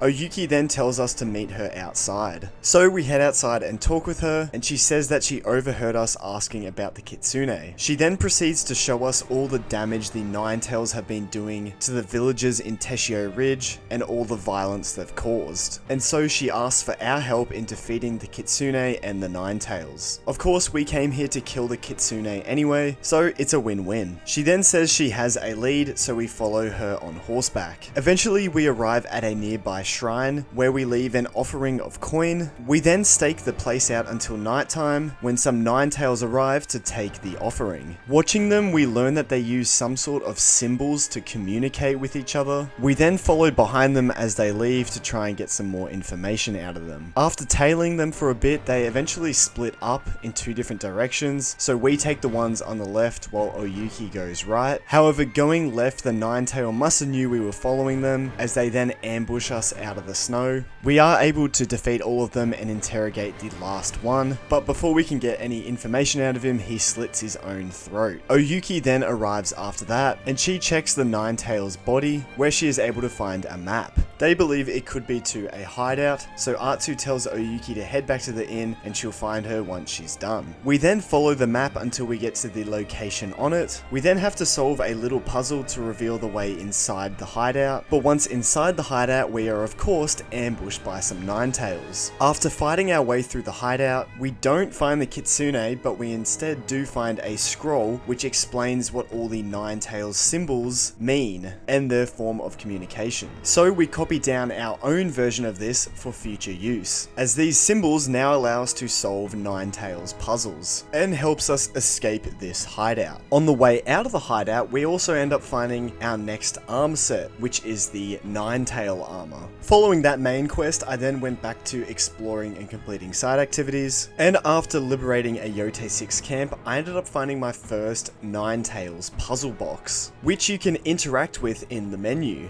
And essentially it's a sliding puzzle, as you have to slide components of the box until you are able to open it and get what's inside. And later on there would be a trophy I would need to get for opening all of these Ninetale puzzle boxes. Following on from that, I decided to complete the side quests for Hana, and for this we had to travel around to 5 different farms and defend them from the Ninetales for Hana. And so once we've liberated all 5 farms and defeated all of the Ninetales, we complete the Winter Farms questline for Hana, and we get ourselves our next trophy.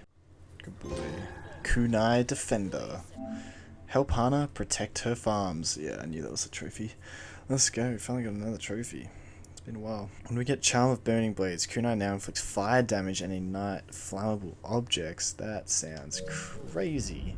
I then decided to take on the Sensei quest in this region, which was to find the Kusarigama Master. We end up running into him and his name is Master Enomoto. Together we fight and kill some Ninetales that are nearby, and because we helped him out in this fight, he agrees to teach us the ways of the Kusarigama. And so just like the other senseis, he gives us our very own Kusarigama to train with, and we then have a little tutorial montage as we learn how to use it. As the square attack uses the sharp blade, and then the triangle attack uses the heavy ball end instead to break things. And then like clockwork, we run into some enemies and we are able to use our new weapon against them. And this is where Enomoto tells us that the Kusarigama is best against enemies who have a shield. And this is because we use the heavy end to break the enemy's shield, staggering them, and then we quickly use quick slashes with the sharp end to finish them off. After defeating all of the enemies, we make our our way further up the mountain until eventually we make it to Enomoto's dojo. Here he tells us that his grandson he used to teach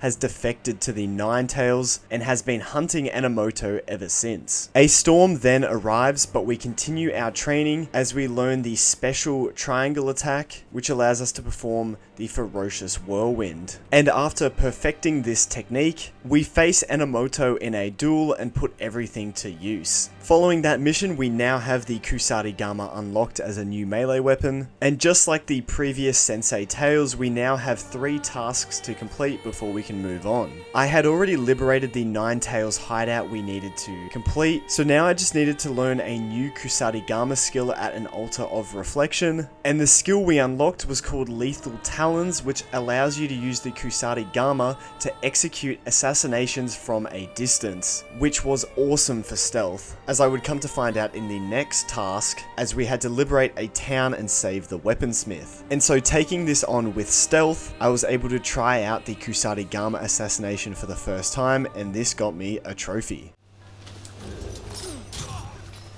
Get over here. The Owl's Talon. Use a Kusarigama assassination to kill an enemy from a distance. That is so cool. That is actually really cool. Come and fight me, Skitty! That is actually goated.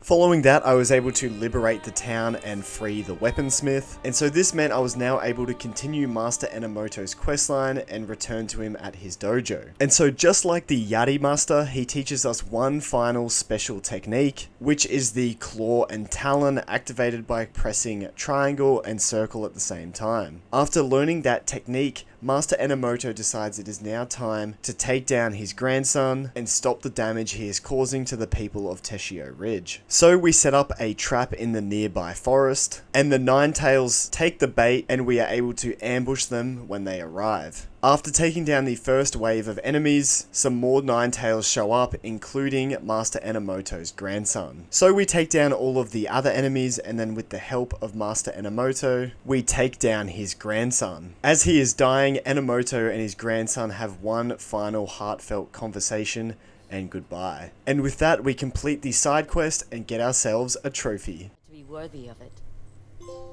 Way of the Kusarigama. Help Master Enomoto confront his grandson. Nice.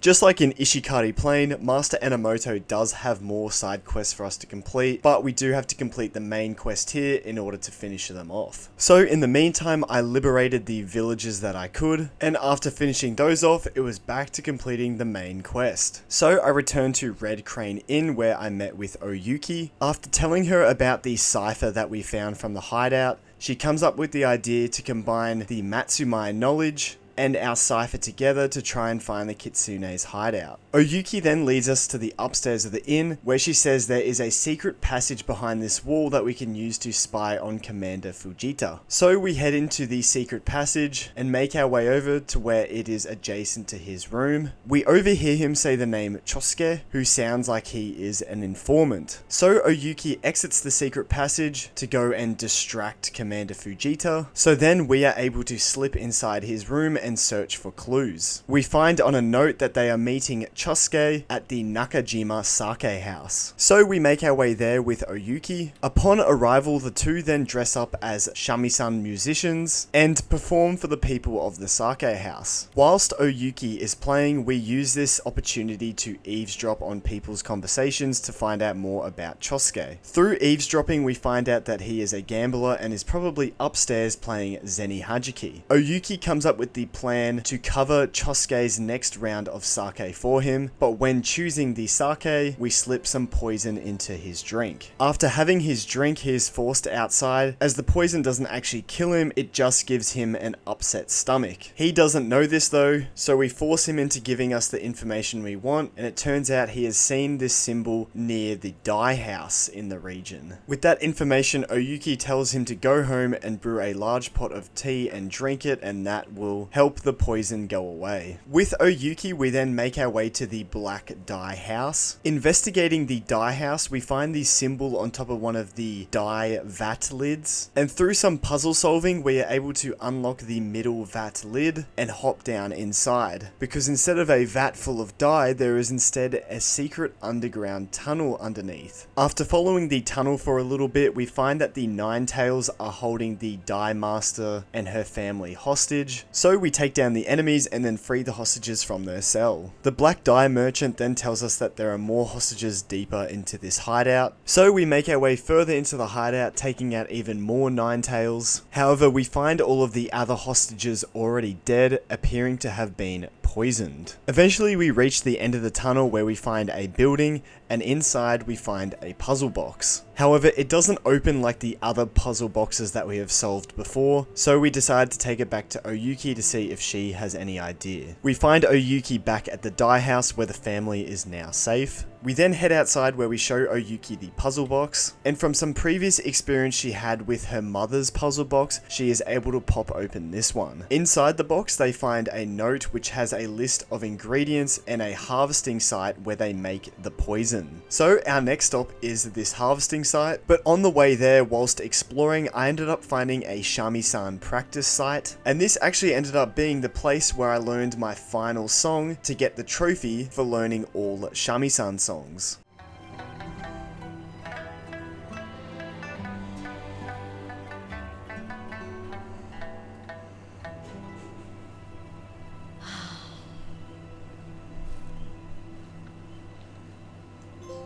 Like mother, like daughter.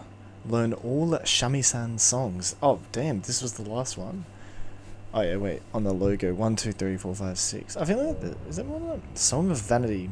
Boasts of pride in one's accomplishments. Play the song to discover vanity gear that can customize your appearance. Oh, cool. I did not expect that to be the final ever, or the last song to get.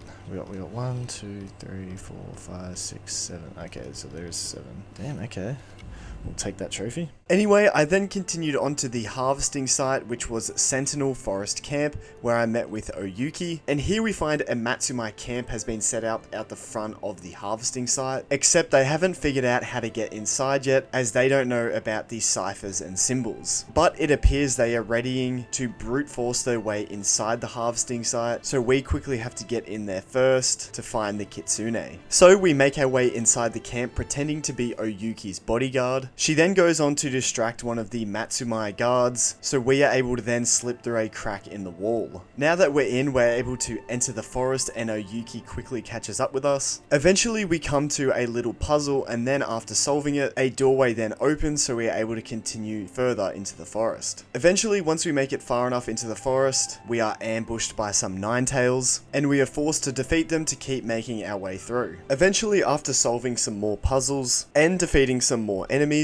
we eventually make it to the middle of the forest where the harvesting site is. And here we discover they are growing wolfsbane, the poison that they have been using. And we also finally spot the Kitsune himself in the distance. However, as soon as we begin planning our attack, the Matsumai arrive and begin their attack on the compound. So in the chaos of the battle, I was able to just run past all the enemies and beeline it straight for the Kitsune. And once we head inside the building, we are able to confront him. And here begins our duel against the Kitsune. Of course, just like the fight against the Oni, I died multiple times because of lethal difficulty, but in comparison though, this fight actually only took me about 10 minutes, because once you get the Kitsune down to half health, he ends up poisoning you. And this ends the duel early. And just as the Kitsune is about to kill us, Oyuki appears with her own Kusarigama and saves our life. Throughout the duel, the Kitsune hints that he is not the first and only Kitsune there has been. And so we then get a flashback that slowly hints at who was the first Kitsune. Back in the present, we find the Kitsune has fled and Oyuki chose to save us instead. However, Atsu is still afflicted by the Kitsune's toxins, causing her to see hallucinations. And apparently Oyuki just seems to know so much about this toxin. And if you can't see where this is already going, we start seeing hallucinations of Oyuki as the Kitsune. Atsu starts putting everything together as we see Oyuki fight and that she's actually competent at it. And eventually we get another flashback where we see the Kitsune holding Atsu as Lord Saito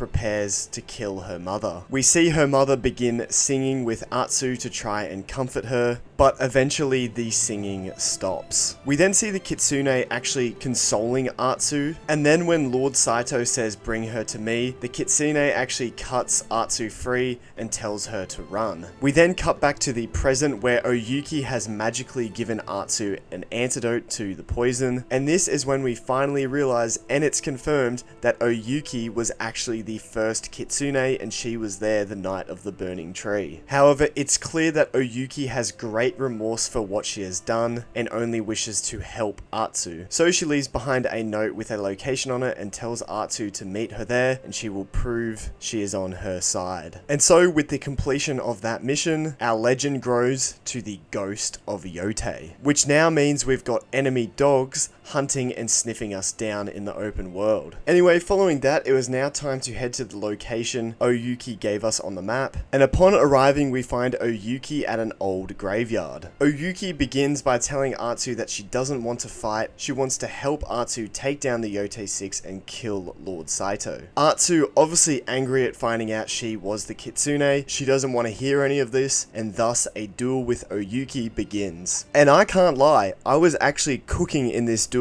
as I took barely any damage and didn't die at all. And of course, once again, once you get to about half health, the battle ends, and Oyuki says that if Atsu wants her revenge, she should just take it. But Oyuki does plead her case, saying she knows Saito better than anyone, and she can help bring him down, but first, she can teach Atsu how to fight like a nine-tail and resist the Kitsune's toxins, so then they can bring down the Kitsune and make Saito vulnerable. Atsu agrees if Oyuki teaches her tricks, but she says this fight isn't over yet. We then learn that the new Kitsune is a man named Dojun, and he used to be one of Oyuki's apprentices when she was the Kitsune. And so now Oyuki is going to teach us her shinobi ways. And so the first thing she teaches us is how to use our listening senses to focus in on enemies even when they are far away or behind things. After that, we then learn that Oyuki's family has served Clan Saito for generations, and that is why she was part of the Yotei 6. Oyuki then goes on to tell us the tale of the Kitsune, where originally she was just an innkeeper's daughter who would play her shamisen songs. But then at night, her family served Clan Saito as shinobis. However, when Clan Saito fell, she lost all of her family, and so she followed Lord Saito north, becoming the Kitsune and joining the Yotei 6. But none of the other members knew she was a woman hiding behind the mask, except for Lord Saito himself. But when the night of the burning tree happened, she snapped, trying to help Atsu get away,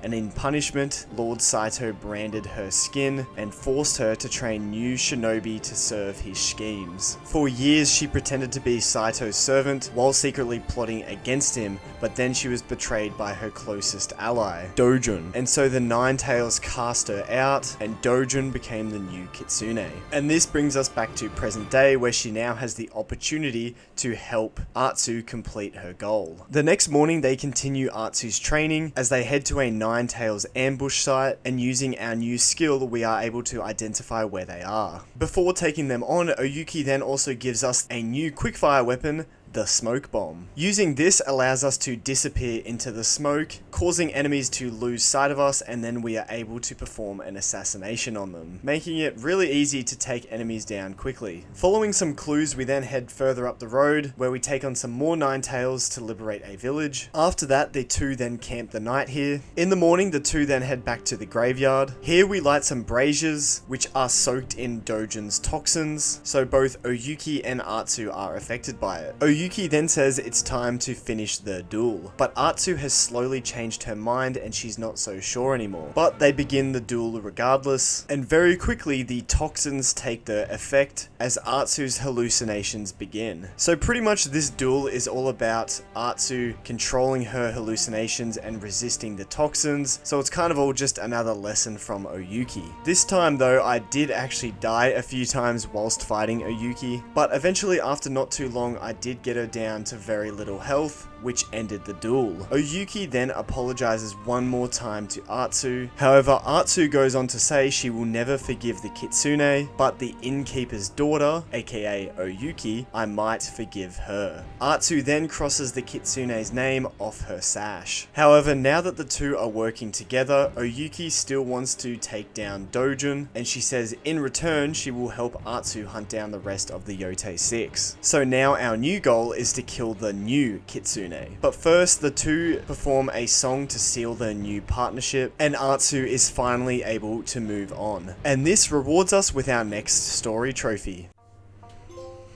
The woman behind the mask. Show mercy to the innkeeper's daughter. Okay, that was really good. That was a good twist. I like that. That was really good.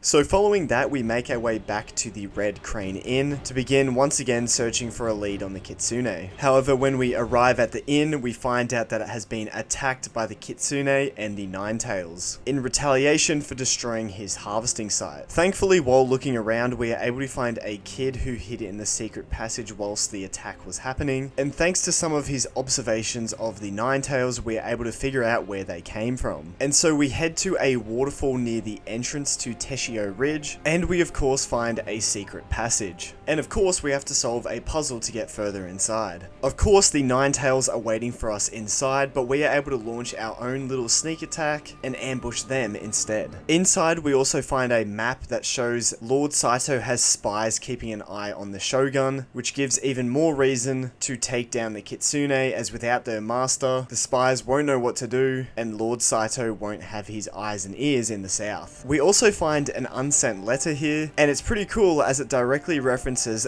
Ghost of Tsushima, which talks about the first shinobi and his use of wolfsbane, which is of course Jin Sakai. Anyway, we keep on keeping on, continuing to take down more Ninetales, until eventually we make it far enough inside the hideout where we find and confront the Kitsune himself. And so whilst Oyuki deals with the Ninetales in the background, the real duel with the Kitsune finally begins. And I'll just say it now, this duel was so much easier than the Oni's one. Don't get me wrong, this one still took me a while on lethal difficulty and I died plenty of times, but it did not take me 2.5 hours to beat. You're making a mistake. Just like we trained Atsu. Listen, you hear him in the... Found you.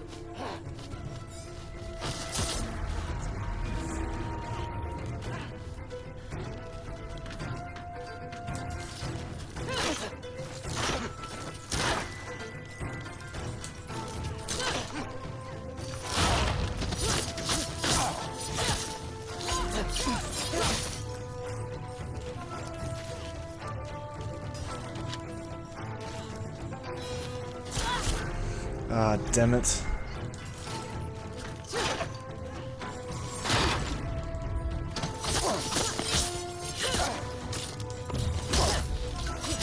I didn't murder your family.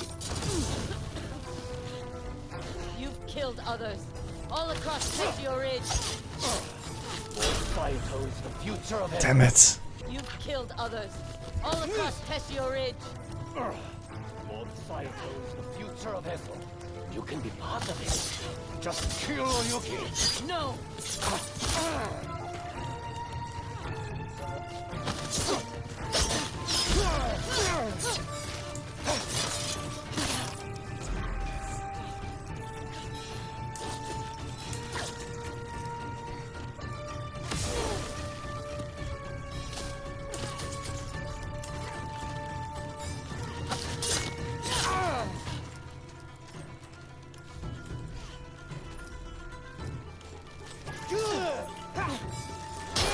I've mistimed it. I literally haven't mistimed that attack in so long.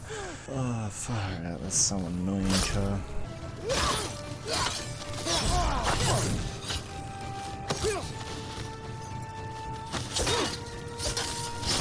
No! What am I doing? Bro, I like do so well and then just stuff it up.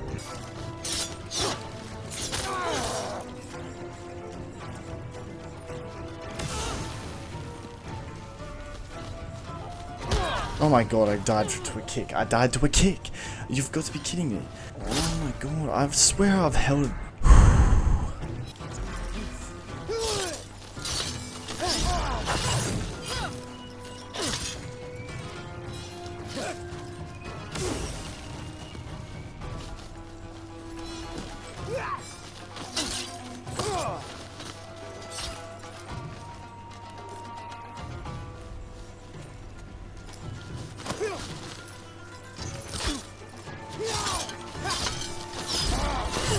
Come on. Enough of this.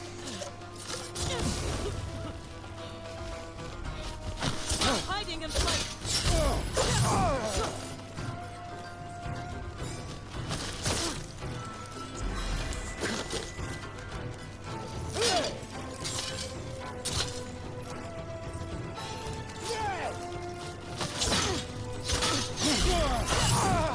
No. Running. Oh my god, I did it though. Oh my god, my heart is racing. Atsu, he fled this way. Oh, there's gonna be a second phase, isn't there? Oh, of course.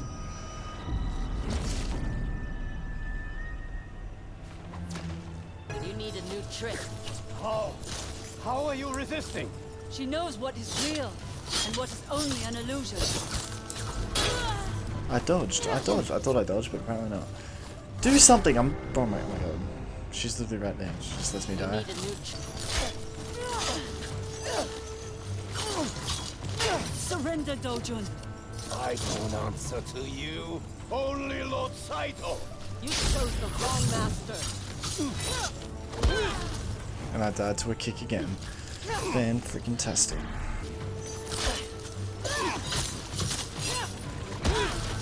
And I died to a kick again, god damn it.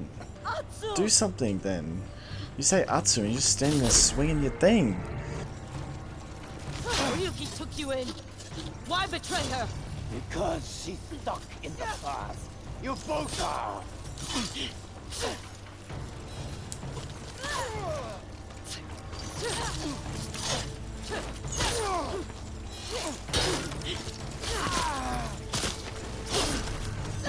What happened there, bro? I dodged the attack, it still put me, and then she like cancelled it, and then I somehow didn't parry that.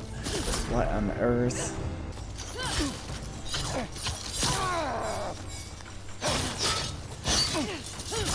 Lord Saito Come has a on. vision. A place for me by his side. He is using you.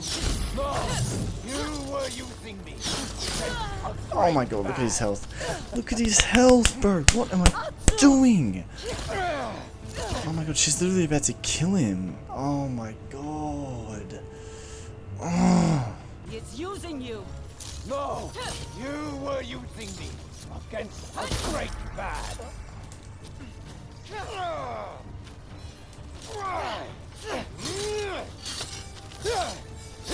Oh, I didn't time it, bro. That was the one. That was the one. If I had just timed it, I would have killed him. Oh my god. He is using you. No, you were using me against a great bad. Yes, we did it, finally. Oh my gosh. Can't help but feel like I failed him. Fire. Saito has lost his spy master. Focus on that. Fine, a freaking What lady. now? We crossed the remaining names off the list. Meet me at my family's homestead. When you're ready. Atsu. Thank you. For believing in me.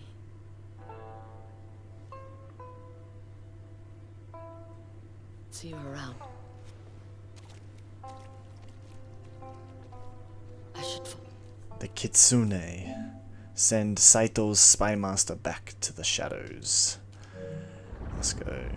And so, in the end, the Kitsune duel took me about an hour to complete. And once again, as a reward, our Onryo armor was upgraded. I could now also stop by Red Crane Inn and speak with Master Enomoto to finish his questline, and that meant I had now pretty much done everything in Teshio Ridge. So I made my way back to Tokachi Range to explore there further, and this is where I came across my first disciple of Takezo. And I would have to defeat all of these disciples in order to finally battle Takezo himself, which we will get to. All in all, there was 5 disciples I had to take out. Anyway, not too long after that, I managed to learn all skills for the Kusarigama, and so just like the Yari, I was able to return to Master Enomoto's dojo and complete his final lesson. And as a reward, we get Master Enomoto's Kusarigama. Anyway, then it was back to Tokachi Range, where I completed the Spider Lily General myth, and as a reward, I got another armor set,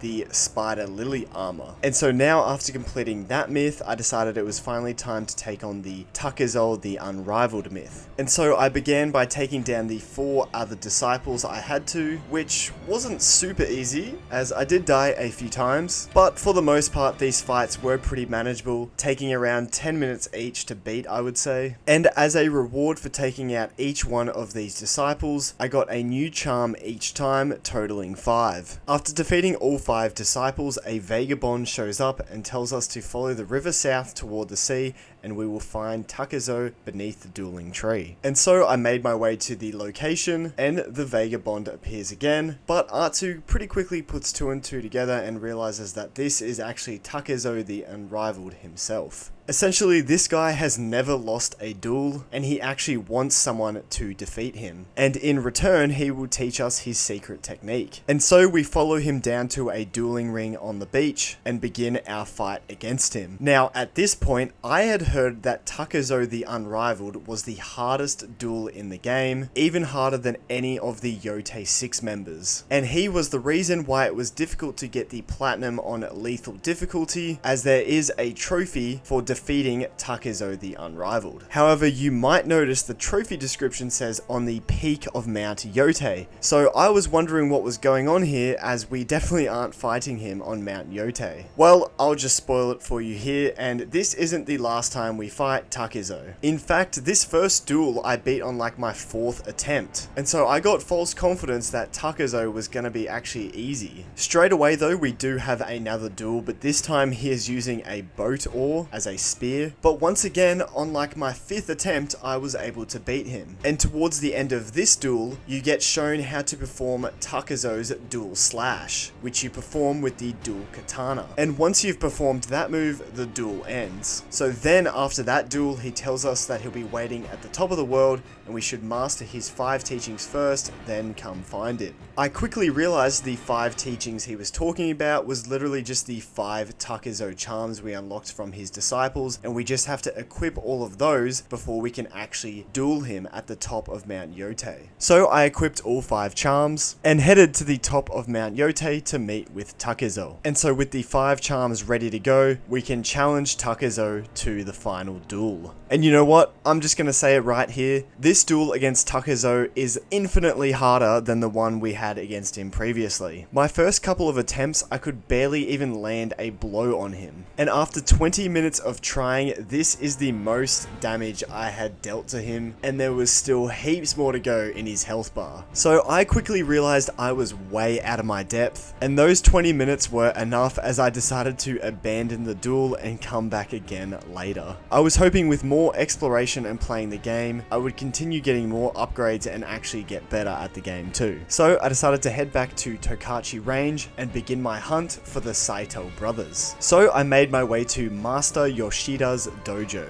and we meet with Yoshida himself, who also has a grudge against the Saito brothers. But to find out more, we first have to learn the way of the Odachi. And so just like the other regions, we have a new sensei to learn a new weapon with. So to begin, we pick up our very own Odachi to practice with, and essentially the Odachi is just a giant sword, which can do a lot of damage, but it is slow to swing. And at first, Atsu can barely carry it around because it's so heavy, but after practicing with it in the dueling ring against Yoshida, we quickly become accustomed to the weight. After that, Yoshida sends in some Matsumai to challenge us and practice against, but this all happens off camera because when we cut back, Atsu has already defeated all of them with the Odachi. Following that, some scouts arrive to tell Yoshida that the dragon and the spider have a camp up on the ridge. And sure enough, they've already sent some men to come and attack the dojo. And so before that happens, Yoshida gives us one final lesson where he tells us us that the Odachi has an advantage against larger opponents, and that is when we should use it. And so, of course, as soon as the group of enemies arrive, we get to try it out against larger opponents. After getting used to the Odachi and defending the dojo from all the enemies, we then head off with Yoshida to make our way to the enemy camp on the ridge. And whilst taking down the enemies, we use this as a chance to learn the special triangle attack with the Odachi, which allows you to block and stagger enemies with a counter attack. Eventually we defeat all of Saito's forces and clear the ridge. Once that's done, Yoshida then tells us the story of the dragon and the spider and why they have it out for him. Essentially, the dragon is the goody two-shoes firstborn son, and the spider is a drunk who is overshadowed by his older brother. Master Yoshida was with the Matsumai and it was his job to hunt them down. However, when they finally caught up to them, they were met with gunfire, and 100 Matsumai fell. Once the smoke cleared, the spider prowled the battlefield, executing any wounded samurai that was still alive with his gun. But when the spider reached Yoshida, he swung his Odachi, nearly cutting the spider in two. Yoshida then ran for his life as the dragon's bullets followed him, one hitting him in the leg. The spider, of course, did survive, but the wound he received was considered humiliation, and Lord Saito judged them harshly for it. And so, in turn, the spider and the dragon have dedicated themselves to hunting down Yoshida. And so, after they lost that battle, Yoshida was ordered by Lord Matsumai to become an Odachi teacher. Yoshida then gives us information on the dragon and the spider, saying they were last seen trading with the Russians in the north. And with that, the quest was complete, and we officially unlocked the Odachi as a new melee weapon, which actually ended up getting us our next trophy.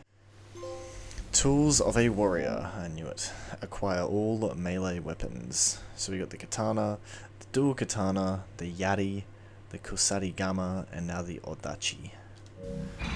The way of the odachi. Of course, just like the senseis in the other regions, Yoshida has a list of targets for us to hit to continue his questline. But at this point, I had already explored most of Takachi Range and I'd actually already completed all of those camps we needed to liberate, so I was able to start his next side quest straight away. And so, just like the other weapons, in this next continuation of the quest, we get to learn another special move for the Odachi. And so we head to the training ring to try it out, and by pressing both triangle and circle at the same time, we are able to perform the Mountain Breaker. After learning that spirit technique, the two then set up a campfire outside to sit and rest and enjoy some sake. However, this is interrupted when they hear movement below. Upon checking it out, we see a group of Saito's men in the distance, and sure enough, they launch an attack on the dojo with some bohias. So we hop on our horse and ride out to face them. We of course take them all down, and so with that, we save the dojo and give Master Yoshida confidence in his ability to protect his students and the dojo, and as a reward, we get a trophy.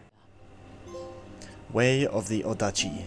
Help defend Master Yoshida's dojo in the final battle. That was like really quick, probably because I already did everything else that he wanted me to. The Odachi's redemption. Now, at this point, I had pretty much done everything I could, and with the Saito brothers out of our range, our only option was to go after Saito himself. So I made my way to Clan Saito's training fortress, and after giving a secret password at the gates, we are allowed in. However, the outlaw that lets us in pretty quickly realizes who we are, so we are forced to take him out, and thankfully for some reason he's the only enemy around, so we are then able to enter into stealth to continue making our way through the fortress. Eventually, after sneaking our way through for a bit, we come to a wall, and here we actually spot Lord Saito himself in the distance, confirming he is here at the fortress. So we continue to stealth our way through the fortress, and climbing along the cliffs around the side of it, until eventually we make it to the top of the main keep, where we catch up to Lord Saito. Once inside, we find Lord Saito in the glow of the assassinate button around him, and so we press it. Of course though, what do you expect? It's not going to be that easy to take down Lord Saito with a simple assassination attempt, as he somehow predicts or hears us attempt this, dodging it and kicking Atsu to the side. Saito then proceeds to pick up Atsu's sword, and upon seeing the wolf symbol on the blade, he knows exactly who she is. Instead of killing her straight away, Saito asks her to walk with him, and the two make their way outside to the training ring. He then challenges us to a duel. And as you would expect, the main villain of the game does have have a pretty difficult boss fight. But as you've probably already realized, the story is not ready to end here, and this is definitely not the last fight against Lord Saito. As whilst we're fighting him, Clan Matsumai actually start attacking the training fortress, and once we get him to low enough health, the duel abruptly ends as an incoming explosive knocks Atsu out. Upon getting up, the two are split off by fire, and with the Matsumai attack coming in hard, Saito waves goodbye and flees from the fortress. Atsu then collapses in frustration and exhaustion. Upon gaining consciousness, we find that Hanbei, the sensei that taught us the dual katana, came to drag us out of the fortress and take us to safety. And it also turns out that he was the one that told the Matsumai that Lord Saito was here because he thought he was helping Atsu with her hunt. But now, because this attempt has failed, we will have to figure out another way to draw Saito out and kill him. Hanbei tries to talk Atsu out of stopping her hunt, but she insists that she must take down all of the Yotei 6 to avenge her family. And so Hanbei says that he hopes she finds what she's looking for. And so that main quest is complete, meaning our Onryo armor is upgraded once again, and we can now move on with the story, with the next main quest taking us back to our home. Upon finally arriving back at our home, we find Jubei. We then get a flashback to the night of the burning tree, where we find Atsu and Jubei reuniting after they both were able to escape from their home. However, they quickly find that the dragon and the spider have tracked them down, and they prepare to execute the both of them with their guns. So Jubei attempts to escape, and the spider shoots him, causing him to fall off the cliff. Of course, Atsu assuming he died. The two then start dragging Atsu back to her home, which obviously sets up the point where they pinned her to the burning tree. Back in present day, the two then walk their way around their home, reliving the events of that night, talking through their feelings to try and help each other. The two then find their mother's old Zeni Hajiki board, so we get to play that for a bit. After playing a game of that, Jubei then says to Atsu that he has something to tell her, but before he can, he is interrupted by Oyuki, who finally arrives at their home. At first, Atsu just introduces Oyuki as a friend, but after Oyuki realizes that Jubei is Atsu's brother, she can't help but tell him that she used to be the Kitsune. Of course, Jubei is absolutely shocked by this, and Atsu tries to explain everything to him, standing up for her, and she even has to stand in between them before Jubei can do something silly. But Oyuki agrees with Jubei and says that she still needs to prove her worth to both of them, so she offers up some knowledge. She has found out that Saito and his sons are gathering forces near the Oshima coast, and so Jubei realizes they must be planning to attack Castle Matsumai. So Jubei quickly rushes off to warn his clan, and so Atsu and Oyuki plan to meet at the gates to Oshima coast. And this officially starts Chapter 2,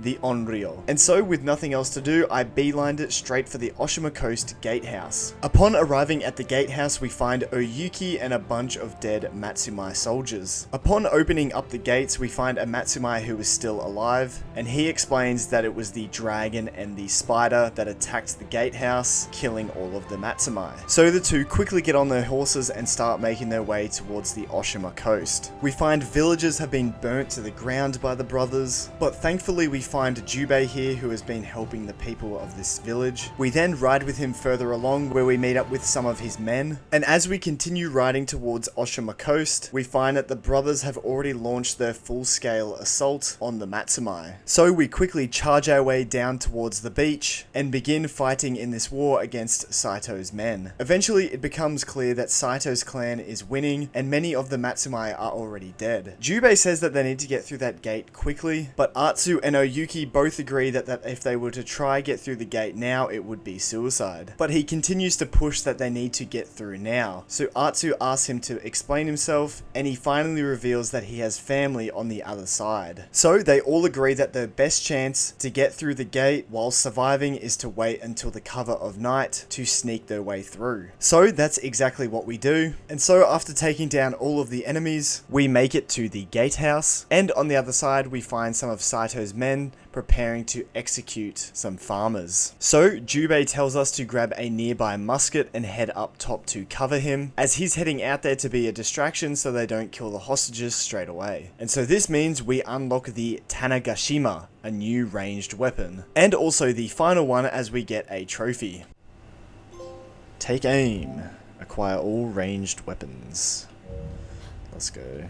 Anyway, with Jubei distracting the guards, we are then able to pull out our new musket and shoot some nearby gunpowder, which causes a chain reaction of explosions, allowing Jubei and Oyuki to pounce on the enemies whilst we cover them from above with the musket. Now you would think the musket is pretty overpowered, which it is in terms of damage, but it is so slow to reload, so that's the biggest downside of it. Anyway, once all of the outlaws are dead, we then get introduced to Jubei's family member he was talking about earlier, which turns out to be his daughter, Kiku. This is what Jubei wanted to tell Atsu earlier before he got interrupted. And so this is the first time Kiku is meeting her aunt. Because it turns out that Jubei never actually told her that he had a sister. I guess because all along he thought Atsu was dead and it was too painful of a memory to bring it up. Anyway, the four of them then decide they have to get out of there, so they start heading towards Oshima Coast. And after a little bit of a jog, we finally arrive in Oshima Coast. And thankfully, the Matsumai castle is still standing. Jubei decides to take Kiku back to the castle where he thinks she'll be safe. Atsu and Oyuki decide they will scout around the area. Oyuki also tells us about a man named Matchlock Murata who could make us a pistol, whereas Oyuki says that she will go off to gather more information on where the Saito brothers might be. And so then it finally opens up to where we can explore the Oshima coast. But before doing that, I decided to head back home to our father's forge. And this is because now that we were up to the Oshima coast, enemies had started dropping gun parts, which was the final material that I needed to fully upgrade all of my weapons. And so of course, for finally fully upgrading the wolf blade, I got a trophy. I'm pretty sure this is a trophy actually.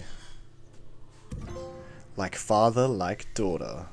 Fully upgrade the wolf blade. Let's go. I then made my way back to Oshima Coast to start exploring. And straight away after following a golden bird, I found the final reliquary of the mountain. And so I actually quite quickly solved the puzzle and got my reward for doing so. And of course, because this was the final one, I also got a trophy. Look at that view. So beautiful. Child of the Mountain. Solve all mountain reliquary puzzles. Nice. They were pretty easy. Most of them just involved moving the fox statues until they were all looking at the mountain or the statue pretty much.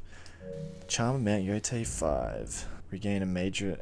Reduce all damage taken by a moderate amount. Regain a major amount of health after a perfect parry. I need to equip that. Following that, I of course continued to explore Oshima Coast, doing majority of the side activities before moving on with the main story as usual, until eventually I ended up at Matchlock Murata's workshop. Here we find that Murata has actually been shot by one of his own customers, so we help him cauterize the wound to make sure he survives. Once he's alright, he tells us that a man named Unosuke, who works for Lord Saito, was the one that took the gun and shot him, and if we find him and bring him to justice, Murata will allow us to keep the gun that he stole. Murata is also the guy we come to if we want to upgrade our guns and ammunition as well. Anyway, he tells us to head to a farmstead northeast of here where we will find Unosuke and his gang. So we head there and of course take them down, and once his entire gang is down, Unosuke begs for his life, even offering us to take the pistol. So that's exactly what we do to test it out on him. But you kill me. I'll give you the same chance you gave to that family. I won't be hunted like an animal. Oh shit, wait, quick draw. Acquire all quickfire weapons, let's go.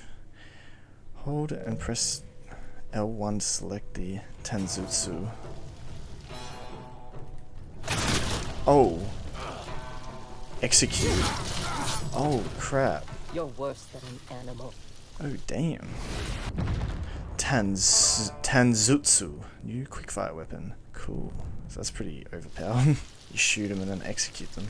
And so now that meant we officially had all melee, ranged, and quickfire weapons. We then return to Murata and tell him not to sell any more weapons to clan Saito members, as he is the reason Unosuke killed an innocent family. And of course Murata agrees to this, and he says to visit him anytime that we want our pistol or rifle upgraded. Following on from that, I decided to continue with the main story, and so I made my way to Benten Port, which I can't lie, anytime I see this name, all I can think of is Ben 10. again, which by the way is a goated show and is probably my favorite show from my childhood. So let me know if I should maybe platinum the games. Anyway, upon arriving in Ben 10 port, we are greeted by a Matsumai who escorts us from the town onto the castle grounds, taking us to Jubei's home. Here we find Jubei teaching Kiku about flower arrangements. Jubei then has to go report to Commander Wada, so he asks us to look after Kiku and help her with the flower arrangements. And so the two have a nice little bonding moment where they create a flower arrangement together. Afterwards, Atsu then says she needs to go see Jubei about the dragon and the spider, so Kiku takes us into the castle. However, as she's taking us to Jubei, we find a gathering of villagers asking the Matsumai for more medicine, but they are refusing, saying the soldiers need it and it is locked in the armory. So Kiku comes up with the bright idea to sneak into the armory and get the medicine for these people. Atsu doesn't really agree, but Kiku takes off, so she reluctantly follows behind. And so after some climbing and sneaking around, the two finally make it into the armory where they grab the medicine for the people. However, as soon as they go to exit, there is a Matsumai soldier waiting on the other side. Surprisingly, Kiku is actually quite smart and she is able to talk our way out of this. And after that, another soldier arrives, letting us know that Jubei is waiting for us in the keep. In the keep, we find Jubei with Commander Wada, who was reluctant to let us in, but Jubei stood up for us. Anyway, they reveal that they have information on the dragon who has captured a lighthouse nearby. So Jubei proposes that him and his men, along with Atsu, will storm the lighthouse and bring the dragon down, which Commander Wada agrees to. So we make our way over to the far side of the harbour where the lighthouse is, and meet with Jubei's men. With Jubei, we head up to a nearby outcropping to scout out the lighthouse, and here we see the dragon off in the distance executing Matsumai soldiers. So Jubei sounds the signal for his men to blow up the gates and storm the lighthouse. So we join in the battle and fight through waves of Saito's soldiers until eventually we are able to save all the Matsumai hostages. However, as soon as we open the next set of gates, the dragon and his men are waiting for us on the other side. So we once again have another wave of enemies that we have to fight our way through, until eventually there is an opening in the fight for Atsu to chase after the dragon who has fled into the lighthouse. And so we chase him all the way up to the very top level, where he tries to quickly attack us with his sword, but Atsu is able to block it, so he headbutts her instead and then makes his escape jumping off the lighthouse, and then we are forced to do the same as the dragon's ship fires upon the lighthouse, setting it on fire. And unfortunately, the dragon makes it to his ship and makes his escape. However, it is still a tiny victory as we saved the prisoners and took the lighthouse back from Saito. With the dragon now out of reach, the two decide that maybe they should go after the spider next instead. So we agree to meet Jubei back at his house. However, before continuing on with the main quest, I decided I wanted to keep exploring Oshima Coast for now. And so a little while after that, I liberated a Yotei 6 camp, and of course for doing so, I was able to bow at an altar of reflection. And here I ended up unlocking the pistol standoff technique, which I was able to try out in my very next standoff when I went to liberate the next Yotei 6 camp. And of course, as you've probably realized, this unlocks me my next trophy.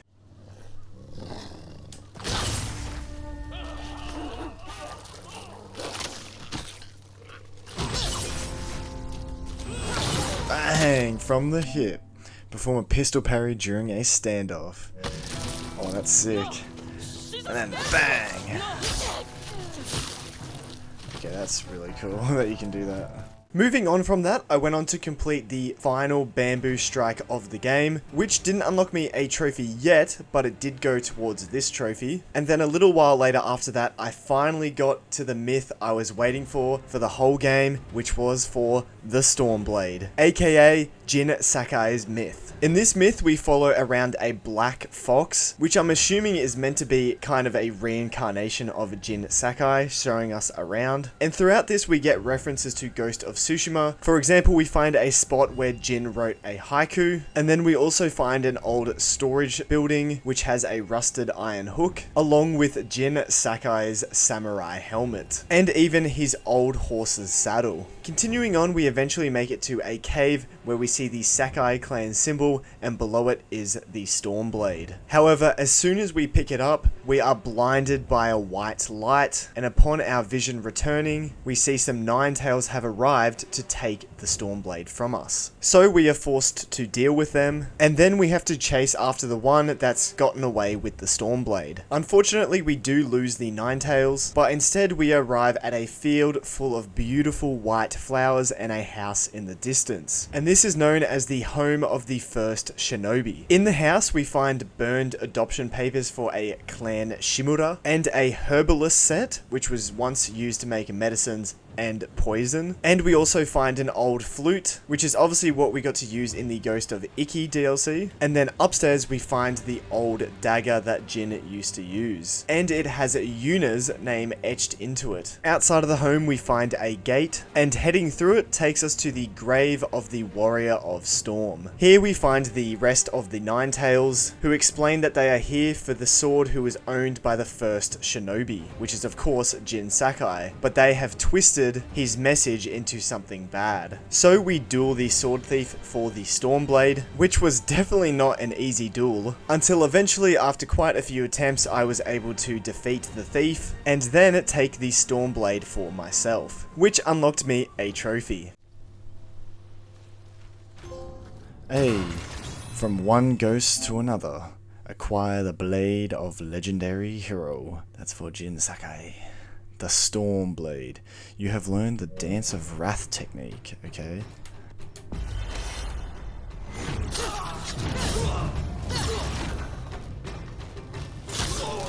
I forgot about that attack. So using the Dance of Wrath technique and the Stormblade, just like Jin Sakai, we take down the rest of the Ninetales. After that, Ugetsu the Myth Storyteller arrives, and he finally realizes the story behind the Stormblade. So he proceeds to tell us the tale of Jin Sakai, which we obviously already know because we've played Ghost of Tsushima, but he does reveal at the end of the tale what happened to Jin, and because he was a wanted man by the Shogun, he fled Tsushima Island, never to be seen again, with no one knowing where he went. But it turns out he spent his final days here in Ezo. We then pay our respects to Jin at his grave, and then some leaves actually fly away from his grave, revealing the Ghost of Tsushima mask. And with that, the mythic tale for the Stormblade was complete. I am so glad that they added this myth into the game, and the fact that you're able to wear the Ghost mask and his stag helmet along with the Stormblade is just so cool and such a great addition to this game, and it's such a cool way to work Ghost of Tsushima into the story of Ghost of Yotei. And even though the ending of his story was a little disappointing, and it would have been cool to see a Ghost of Tsushima 2, it was still pretty cool to hear how his story ended, and that he had a somewhat happy ending. Also, down on the beach nearby on a rock, you can find Sucker Punch's logo along with a bunch of names, I'm assuming, which I guess are the people that worked on these games. Another really neat thing I noticed was when I went back to the main menu screen, a second blade now appeared, which I'm assuming is the Stormblade. Anyway, the next day when I got back on, I continued to explore more of Oshima Coast, and here I actually ended up completing my final wolf den of the game. Thank you for protecting me. I'll see you around. So that was the final wolf den, I'm guessing? Yeah, it must be, because this is the wolf will respond to Song of Wolf more often and be available in more locations. Perfect. Wolves of Ezo. Complete all the wolf dens. Nice. Let's go. Max out our relationship with Kiba. Kiba the wolf. Following that, I then also completed the final hot spring of the game, which once again went towards this trophy. And the reason why I knew this was the final hot spring is because I unlocked the Fundoshi outfit, which wasn't really a proper armor set, it was more just cosmetic. And it's funny how games always have to have an outfit that have minimal clothing for some reason. Anyway, moving on from that, I went on to complete a side mission, which was quite clearly a reference to Teenage Mutant Ninja Turtles, in particular the comic run called The Last Ronin, I believe, because in this side quest there is quite literally a last Ronin who has lost his 3 other brothers, which I'm pretty sure in the comic is Michelangelo who has lost his 3 turtle brothers. And just to make it more obvious, we let the last Ronin escape by digging a final grave to fake his death, and in front of each grave there are different coloured flowers. Of course, being orange representing Michelangelo, blue representing Leonardo, purple representing Donatello, and red representing Raphael. And so I thought that was a pretty cool reference. Anyway, moving on, I then went on to complete a side mission for Ginji the Armorer, and as a reward for completing this mission, I got my final armor set of the game, meaning a trophy. I found the armor. Hey, for all occasions, acquire all armor. Nice. Ginji's guard armor, a prototype crafted by Ginji the Armorer to protect its wearer from incoming gunfire. Put that on. Yeah, it's probably better than It won't wearing stop bathrobes. As you'll soon come to find out, this armor was also quite important as you were able to literally deflect bullets whilst wearing it. But anyway, moving on, I just wanted to talk about another reference here is when you get the wolf blade and you go to the blue dye house, you can actually buy Tanuki's Mischief, which was in the first game and is obviously another reference to Sly Cooper. Anyway, enough references for now. Moving on from that, I ended up actually fully upgrading all the melee weapons in this game, which isn't a trophy, but this did mean that I was pretty much as strong as I could possibly get, hopefully making the rest of the boss fights easier. Speaking of, it was now time to continue with the main story. And so we reunite with Jubei in his home, and Oyuki has also arrived to discuss what news she has. It turns out the spider seized a number of samurai holdings during the attack, and one of them has become his own retreat, the Great Tamura Estate. Atsu then comes up with the idea that if they capture the spider and use him as bait, they can lure out the dragon once again, as he is very close with his brother, as we learnt from the Odachi Master. They then decide it's best if they sneak in without alerting the spider, instead of doing a full-on assault like they did with the dragon. So Jubei says he'll deal with Commander Wada, whilst Oyuki and Atsu head to the estate and sneak in. So we meet up with Oyuki in a forest just outside of the estate. Here Oyuki tells us the spider is putting on some kind of performance, so we decide to head over and join in on the fun. As the two figure out how they're going to get into the estate, all of a sudden Kiku appears out of nowhere, who obviously shouldn't be here, but she says she knows inside information on the Tamura estate. And the reason she knows is because she was once here before when Jubei brought her here for dinner once with Lord Tamura. And so she used to play around and found a secret path that overlooks the estate. From scouting out the estate, they come up with the plan that they will head to the performer's house and put on a disguise as a performer, so then they get let into the main courtyard area where the spider is most likely going to be. With that, Kiku then takes us down to the fence, where she of course knows about a secret door. Kiku then sneaks inside and unlocks the door for us. After she's done that though, Atsu tells her that she must stay outside and wait for them, as it's too dangerous for her to go in. So Atsu and Oyuki head inside without her to continue on. So we then very sneakily make our way through the servants' quarters until we make it to the estate gardens, where once again we have to stealth our way past the enemies, until eventually we make it to the guest houses, where once again, you guessed it, we have to stealth our way past the enemies, until finally we make it to the performer's house, where we head inside. Thankfully, the women inside aren't too fond of the spider after what he's done to them, so they allow us to continue on with our business. However, when Atsu asks what they're performing, she says the Night of the Burning Tree. She then proceeds to tell us that we'll need a mask for the performance. And so finally, after seeing it on the cover of the game for so long, we finally get the Ghost of Yotei mask. Now with the perfect mask, Oyuki and Atsu make their way to the courtyard, and Atsu tells Oyuki to lock the door behind her, as Atsu is absolutely fuming that he's using the Night of the Burning Tree as a performance. So Atsu absolutely aura farms her way in until she reaches the spider. And as soon as he turns around, he knows exactly who she is. And this is where Atsu goes absolutely sicko mode. The Night of the Burning Tree deserves a new ending. Let's do it.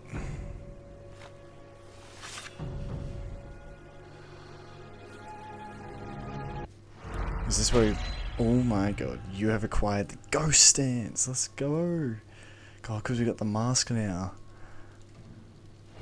To enter the ghost stance.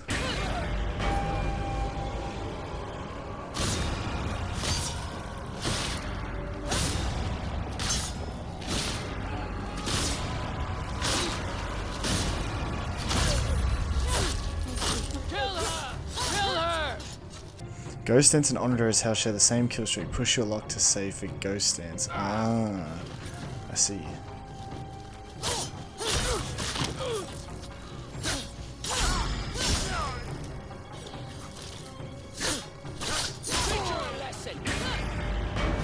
Here we go.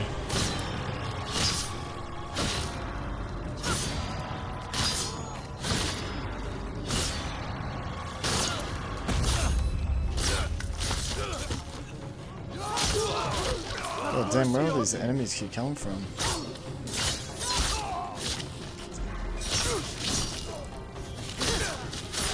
Oh my god, look at how many enemies we take now. So much for loyalty. You're all alone. I am a Saito. I'll kill you myself.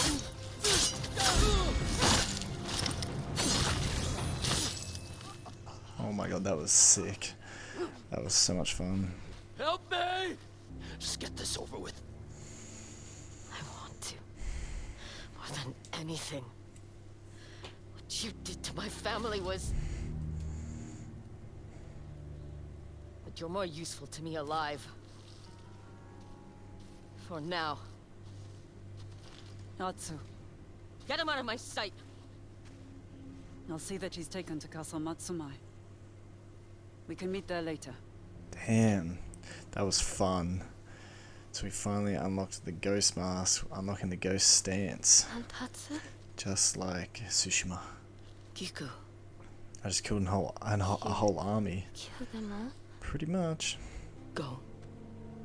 Your father can't know you were here. But... Go. Onryo armor upgraded. Terrifying enemies and wolf's call improved. To catch a spider. We caught him alright. The spider is ours. Wrath of the Onryo. Relive the night of the burning tree. Ah, see, I saw this trophy and I thought it was going to be the flashback. We were going to relive the whole thing, but no. It was when we unlocked the ghost stance. That was a fun mission. That was really fun. Now to bait his brother.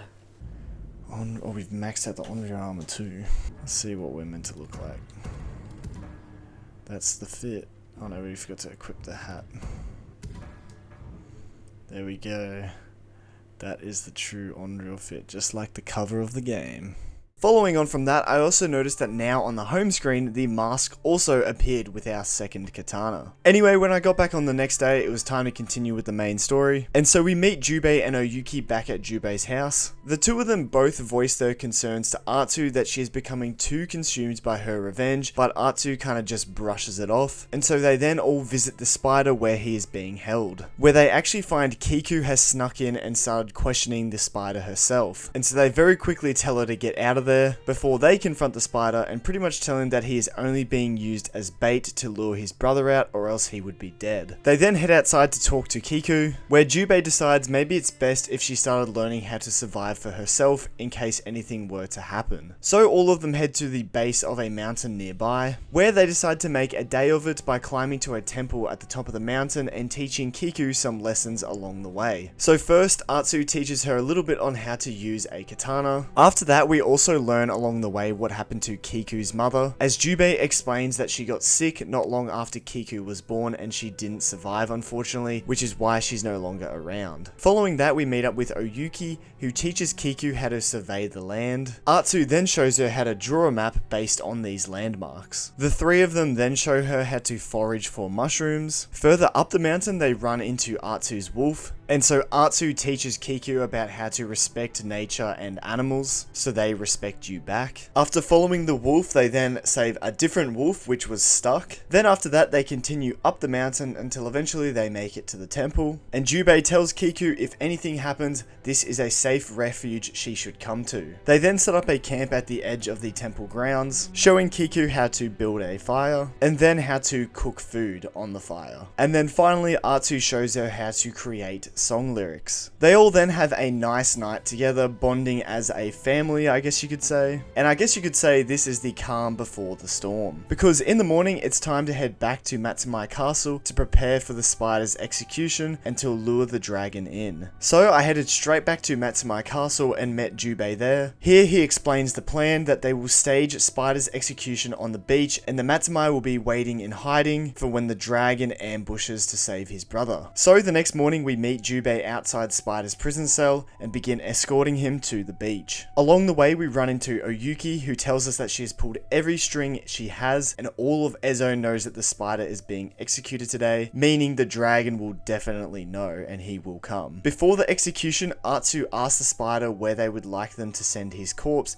and he says his clan's burial grounds are near a shrine in Tokachi Range, which will be important soon. For now though, they wait to see if there is any sign of the dragon showing up, and of course in the distance in the fog they see some ships. However, something is wrong as one of the ships is empty, and then on the other ship is actually Lord Saito himself, who they didn't expect to show up, and he sends a flare up into the sky, which turns out to be a signal for Saito's army to start attacking the castle. It turns out these ships were a distraction all along, and the Matsumai army was defending the beach for no reason, as all of Saito clan attacks from the land. So Jubei and Atsu go to rush off to help Matsumai defend the castle, but then Lord Saito shows up, along with his son, the dragon. Saito then tells the dragon to kill her and he walks off. Jubei begs Atsu to come help her as Kiku is in danger, but Atsu just can't help herself and instead wants to kill the dragon. So Jubei and Oyuki both leave to protect the castle, whilst our duel with the dragon begins. But first, the dragon actually ends up shooting, but it doesn't hit Atsu, instead it actually frees the Spider from his restraints. The Spider then grabs his own musket from nearby, so now not only do we have to just deal with dueling the dragon,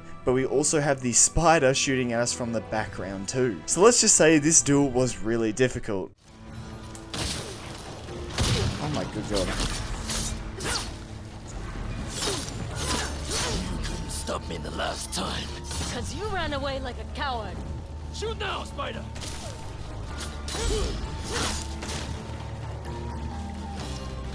Oh my god.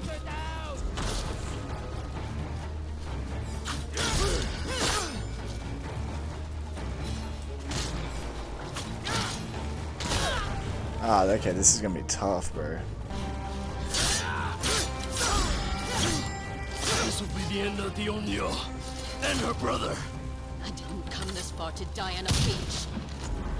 Fire! Oh my god. Ooh, okay, this is gonna be tough, man. This is gonna be very tough.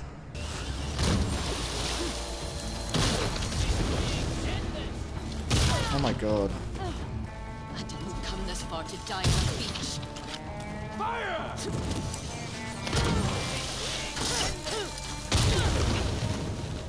Shit.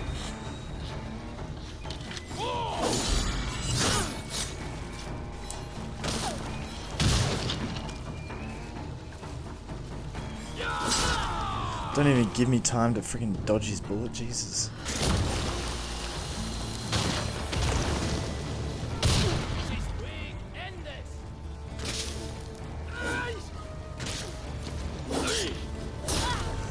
Do you see how far he zoomed away from? Like, that doesn't make any sense.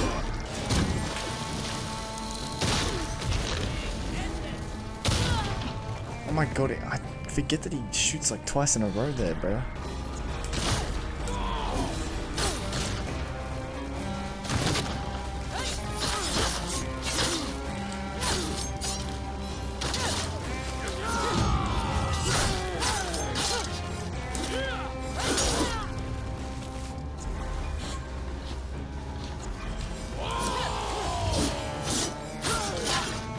Can't win. It's the only thing I can do. I've waited 16 years for this. Wait for the shot, Spider! Oh my good god.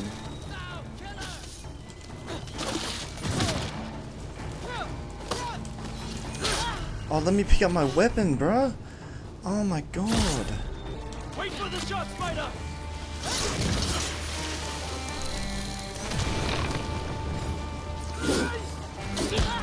Oh my god, bro. Why? The first one missed me. I parried it, but he missed me. He literally missed me, bro. Wait for the shot, Spider! Oh my god, that's killed me? Really? Oh, no, it hadn't. It just unarmed me or whatever that did. Disarmed me. Why did I say unarmed? Disarmed me. Oh my god, bro. I can't with that attack.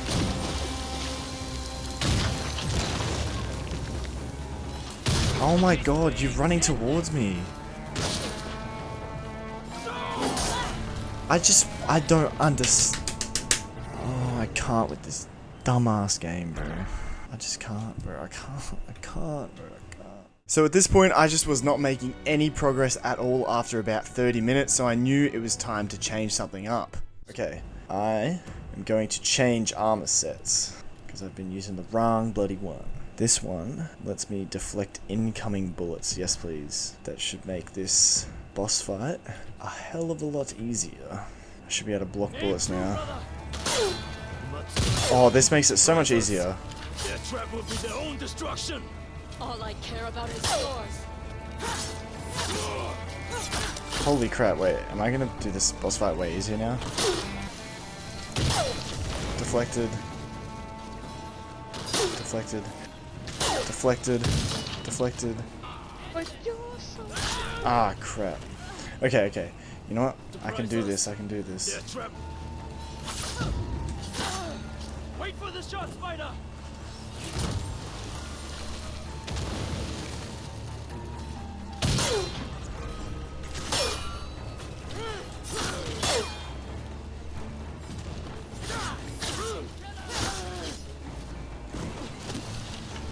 No! No, no, no, no, no, no, not like this. No, not again! Oh god.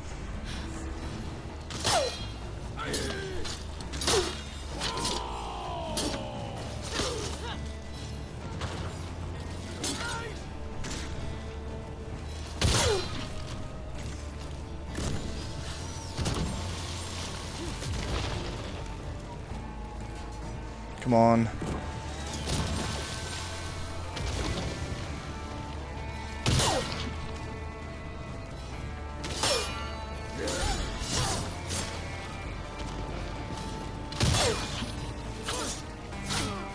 Come on. Come on, please.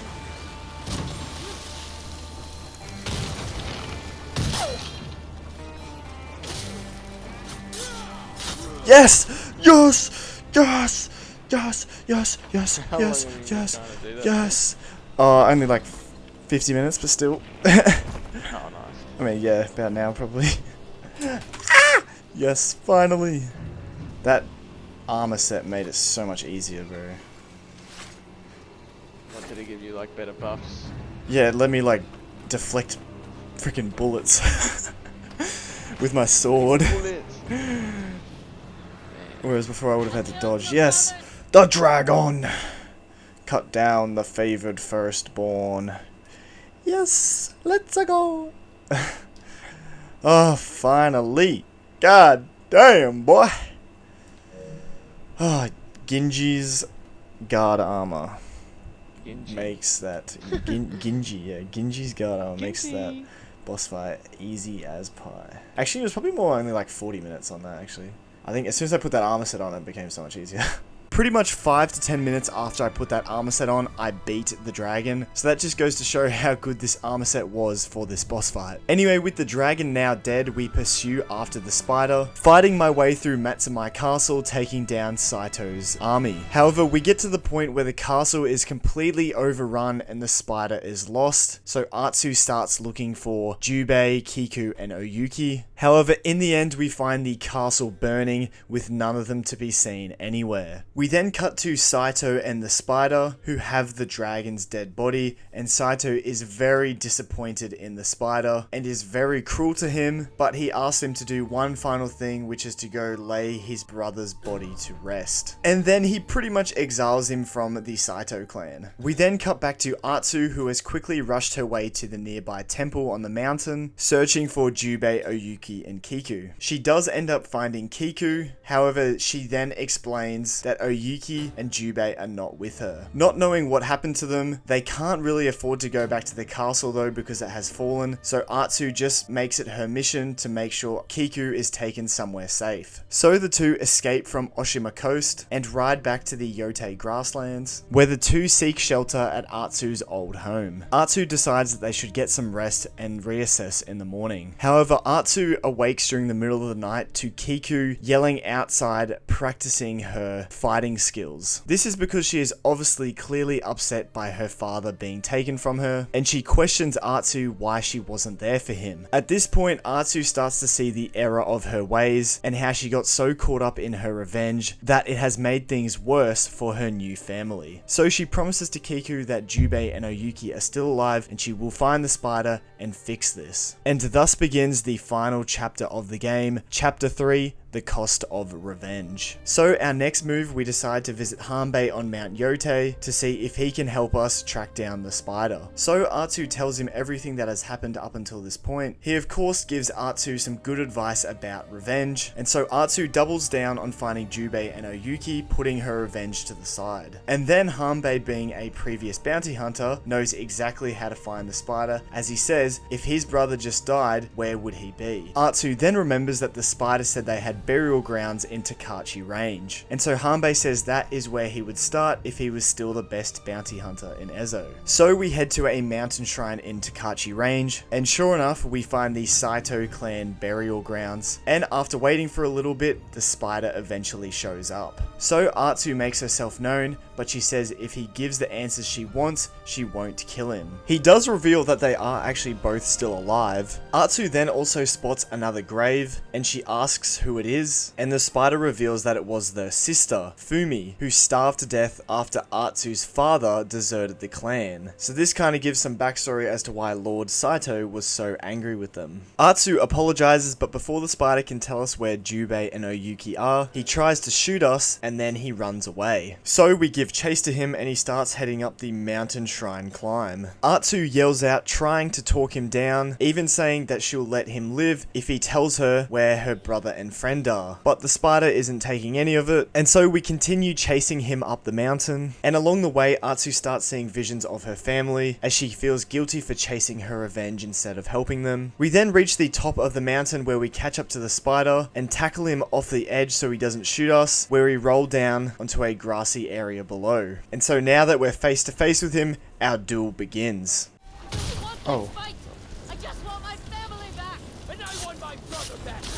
Oh, I died. Wait, no, I can revive myself.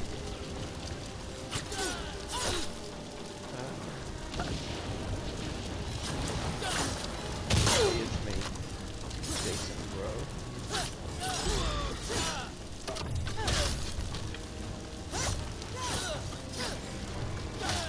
Oh crap, what am I doing?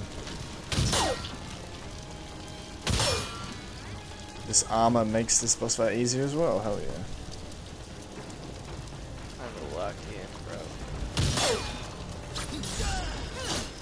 Everyone who gets close to you dies. That can end now. Just tell me where they are.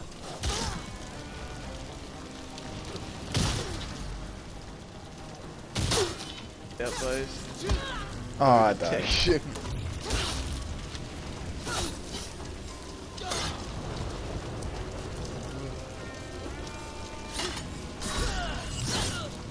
Everyone who gets close to you dies. That can end now. Just tell me where they are. Oh crap. Big boy, move.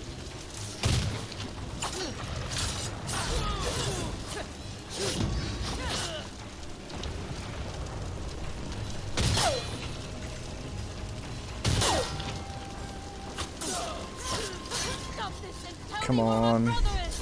Why? You abandoned him to kill the dragon. And that was wrong.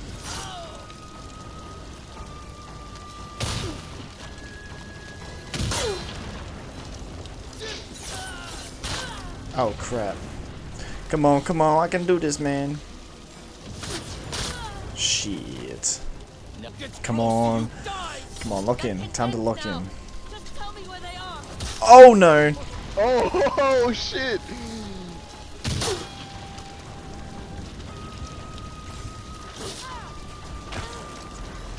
Oh my god, give me a chance to stand up, bro.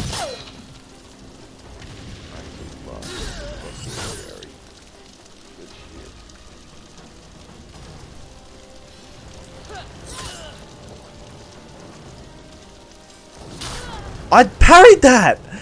Oh my god, I literally held the parry button, bro. I'm done. I was doing so well, and then literally, I get hit twice and I'm dead. Oh, I hate lethal. It's so annoying. I'm parrying that. I'm fucking clicking the parry button, bro. Okay, that was just me being shit, but fuck. Oh, shut up, bro. Just kill me. Oh my! I can't even now. I can't even get a freaking parry in now. Oh my god, this is what I hate about these boss fights, bro. I do so well, and then I just bot out for the next like 20 attempts. I can't even hit him. Kill the dragon. And that was wrong.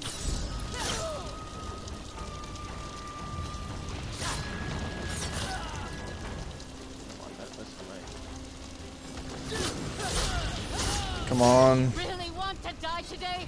Don't we both? What else is there? More than I knew. Come on, come on. Come on! Come on, please, please, please, please. Lock in. No, no, no, no, no. Not like this.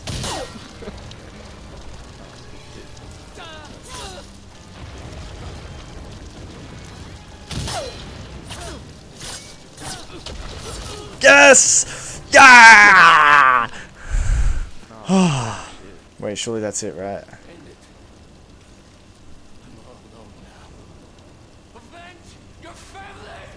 What a thrill.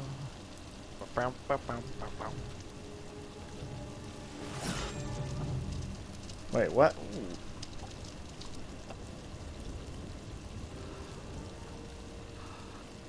Wait, what did we cut off? We didn't cut anything? We didn't kill him? Wait, what?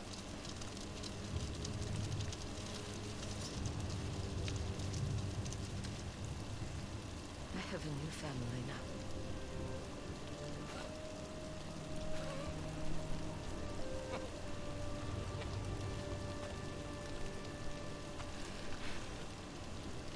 My father is holding them prisoner. I'll take you to them. Meet me at the ferry crossing to the north. You would betray your father? He abandoned me.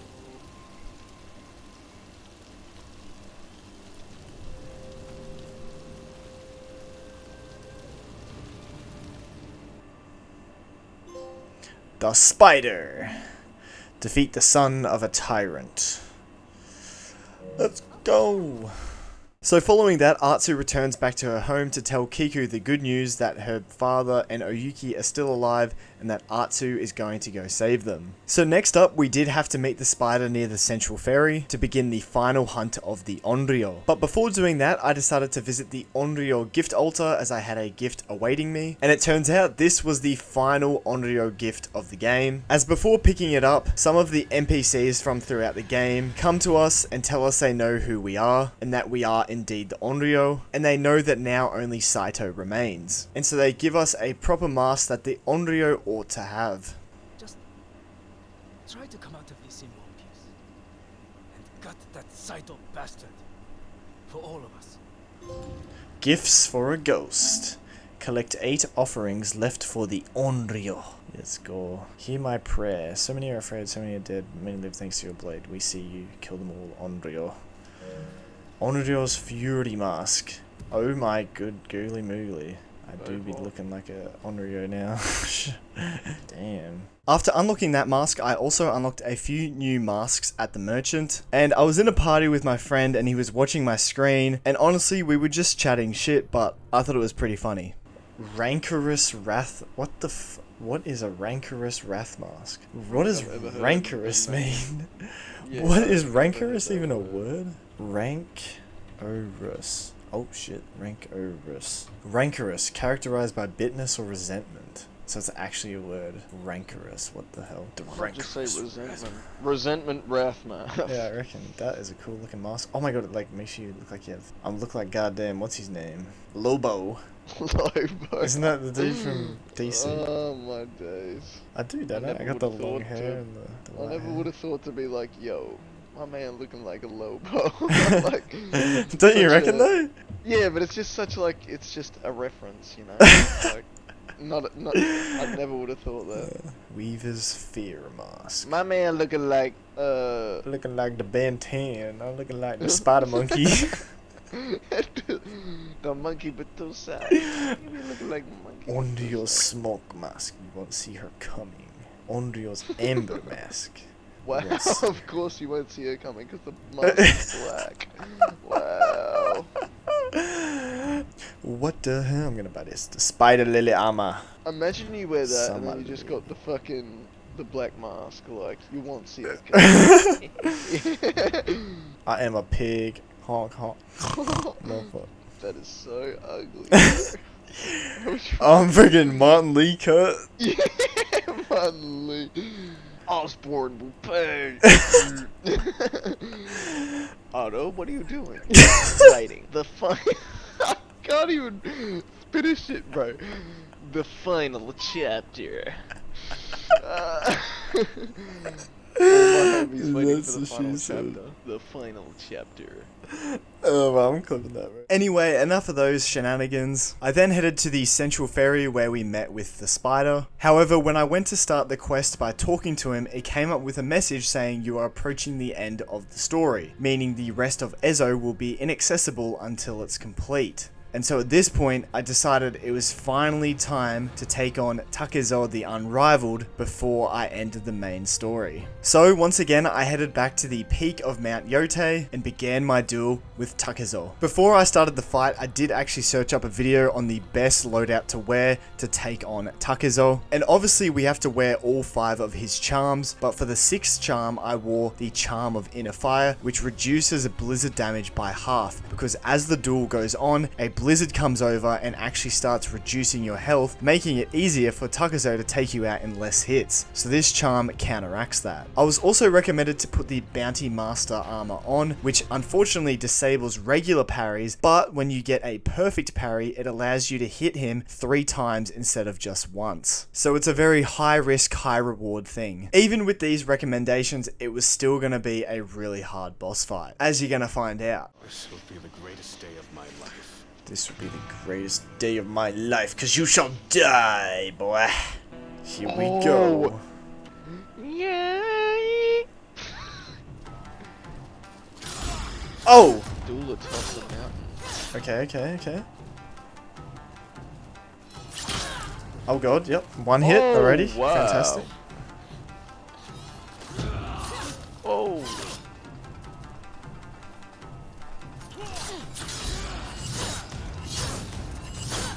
Make this duel unforgettable. I probably should have healed up before doing this.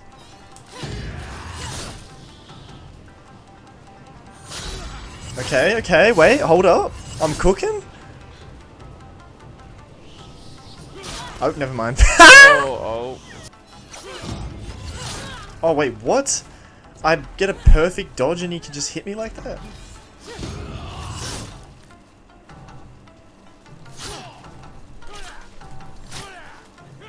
Oh my good god. What the flippity flip? What the hell was that, bro? Oh my god, I dodged. I literally clicked the circle button, bro. Like, come on. Bro, I don't even know why I bother healing. He literally one-shots me anyway.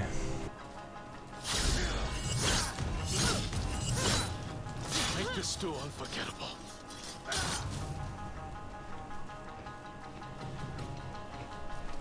I parried! Game! Oh, shut the hell up, brother.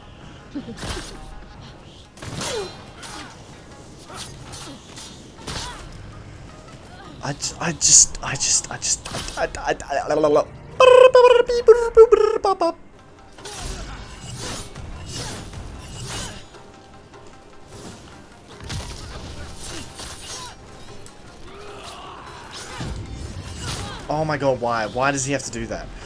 Oh my god, you suck, Takezo. Oh, you suck, bro.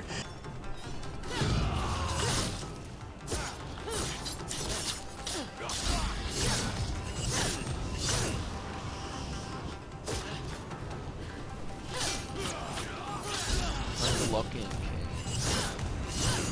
Do not disappoint me. Come on.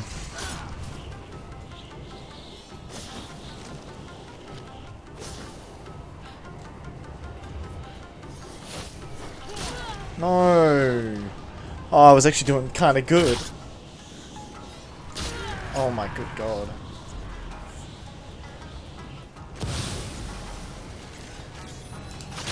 Oh my god.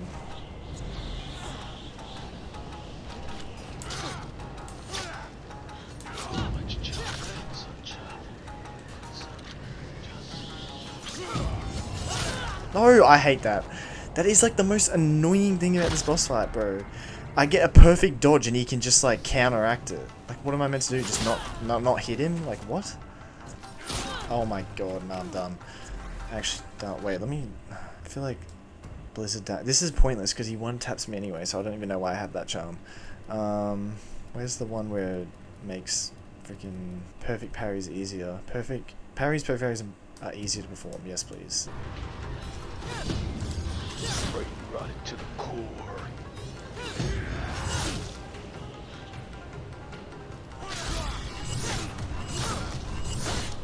Do not disappoint me.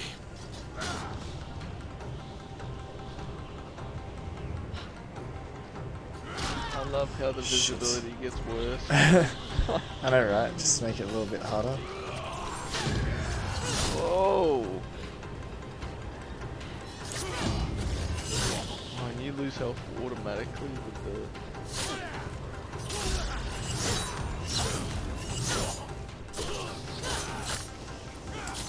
No!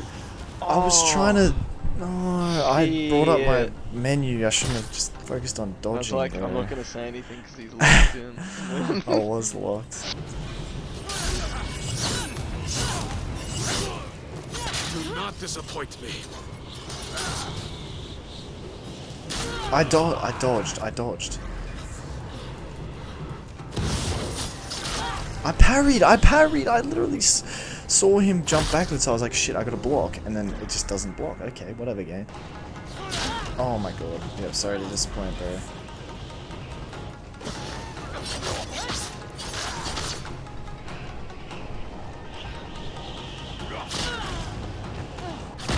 Oh, I keep getting to like that point and then I just can't get any further.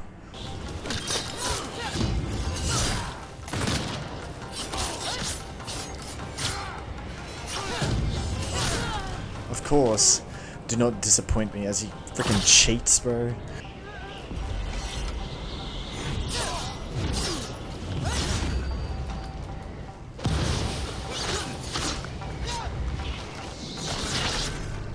Okay, what the f just happened there?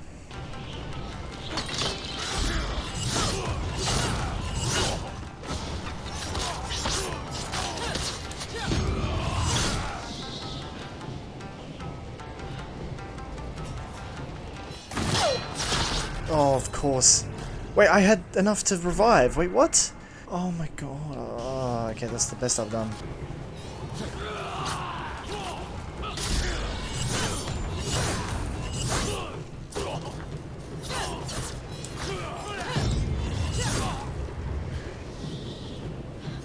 No!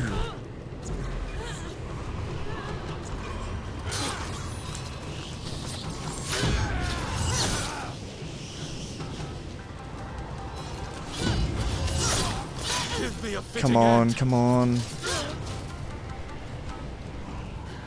No! I should have known.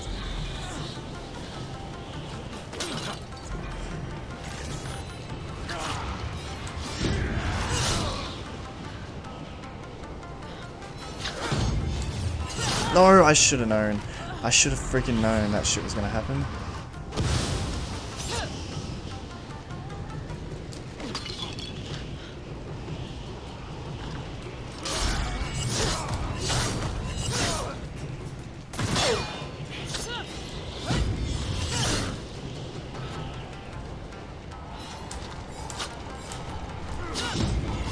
No!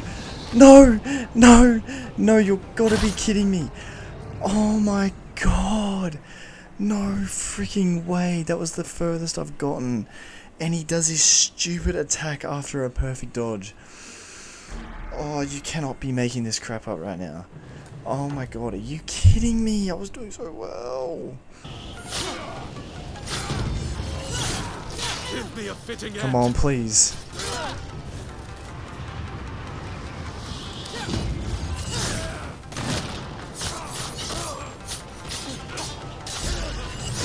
Come on. No. No, no, no.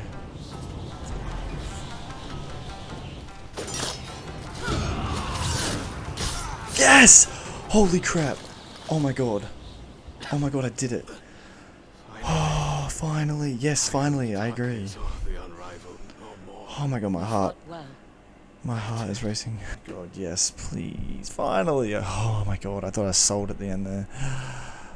Yes, Unrivaled. Defeat Takezo the Unrivaled on the peak of Mount Yotei. Yes. Oh my goodness. The hardest trophy in the game is done. Straw Hat of the Unrivaled. One from Takezo the Unrivaled, who remains unrivaled no more. Damn, look at that hat. That's a banging hat. Oh my god, look at this dual katana blades. Oh, that's sick. Gilded Night and Gilded Dawn. Oh my god, yes. The hardest thing is done on lethal difficulty. Let's go. Look at that. Now that is sexy. Finally, I can rest. Thank god that's over. I thought that was going to take longer, to be honest. So yeah, in the end, the Takezo fight only took me actually about an hour and a half. But as you saw, it was a painful hour and a half. Nevertheless, it was now time to meet the spider back at the central ferry and finish off the main story. Back at the ferry, we hop in a boat with the spider. He then paddles us across the lake towards a mountain on the other side. On top of this mountain is Koga Fortress, which is Lord Saito's main HQ. And here we cut to Lord Saito, who is actually interrogating Jubei and Oyuki about Atsu. So it's confirmed that they are indeed still alive. However, not for long, as Saito says that he plans execution for Jubei, and for Oyuki he has something else special planned. Thankfully, this is where we cut to Atsu climbing the cliff to get to Koga Fortress, as the spider dropped her off from the boat, and he said he was planning to just go back to the mainland of Japan and find a new life for himself. So it's up to Atsu alone to sneak into the fortress and free Jubei and Oyuki. So as per usual, we have to stealth our way past all the enemies, but of course I failed miserably at stealth, so in the end I actually kind of fought my way through all the enemies. And obviously, being the final mission of the game, it was also really hard as all of the strongest enemy types are here. Eventually I did make it all the way to where Jubei was about to be executed, so I quickly fought my way over to where he was, and this is where we get to go absolutely ham on all of the enemies here to save our brother. After defeating all of the enemies, Atsu then apologizes to Jubei for not helping him protect the castle instead of fighting the dragon. Instead of accepting the apology, Jubei actually says Saito is here and the Onryo will have her revenge. Atsu says she doesn't care about that and she's moved on, and all she wants to do is protect them. At first, Jubei doesn't believe her, but Atsu pours her heart out to him, and so in the end he trusts to believe her, and the two decide to go and save Oyuki. We are of course forced to fight our way through even more enemies on the way to Oyuki. After storming the castle per se, we eventually make it to the building where Oyuki is being held. We then enter the building through the roof and surprise attack all of the enemies inside holding Oyuki, and once they're all dead, the three are able to reunite. Atsu pretty much apologizes to Oyuki and she accepts it, and so Atsu tells them it's time to head back home to Kiku. However, Oyuki tells us that she overheard Saito saying that he's waiting for Atsu to avenge his sons where it all began. So Atsu figures Saito is returning to their home, and they all realize that is where Kiku is, so they have to get out of there now. However, the entire fortress is now on alert to their presence, but there's too many enemies to fight their way through, so all they can do is run for their lives. Luckily, as they are escaping, they are able to find some horses, so they mount up, and just like at the Oni's castle, they use the horses to charge their way through all the enemies and make the escape. and luckily they are all able to make it out just in time. However, they continue to ride as fast as they can to get back to their home and save Kiku. And of course, upon arriving, they do indeed find Lord Saito holding Kiku hostage. However, he does make the deal that if the rest of them leave, he will let Kiku go, as his only quarrel is with the ghost. So Atsu of course tells them to leave, as she doesn't want any harm to come to Kiku, and Lord Saito lets her go. But with them leaving, it just means it's us and Saito now. However, before they begin fighting, Atsu actually burns her sash with all the names on it, telling Saito that she found something new to live for. This annoys Saito, and so the final duel begins.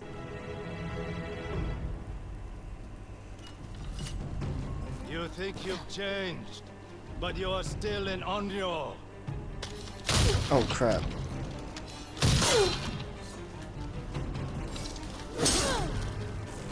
Okay. This is gonna be tough.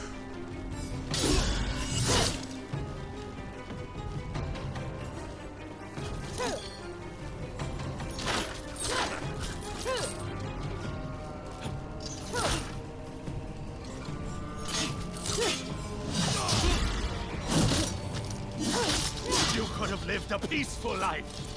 You chose to be a hunter.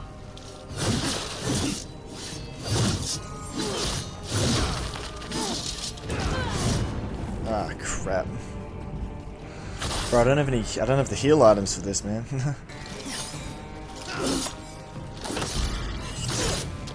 You could have lived a peaceful life. You chose to be a hunter.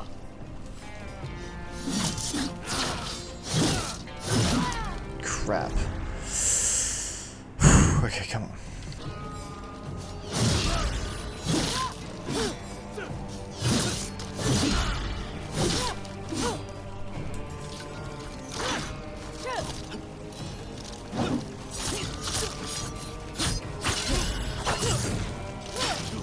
My son. Come on. The spider led me to your fortress.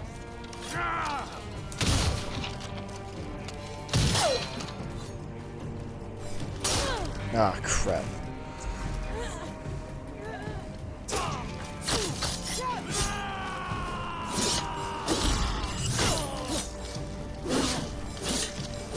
No, I was doing so well that time.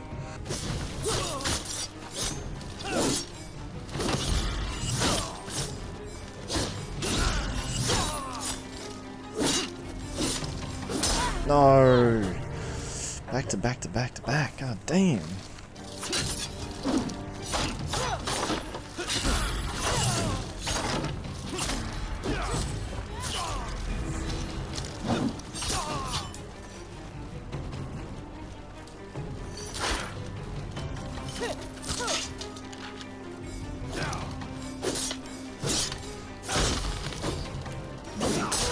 Ah, crap.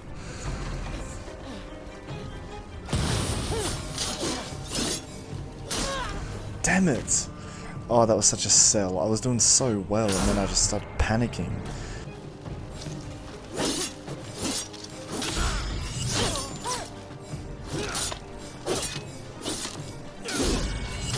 Come on. Here we go, come on. Draw your katana. Shit.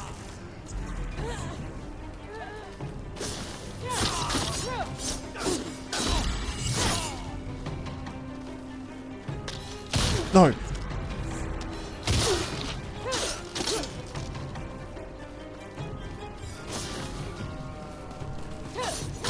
Yes. There we go. Come on. Come on, come on. You are ready.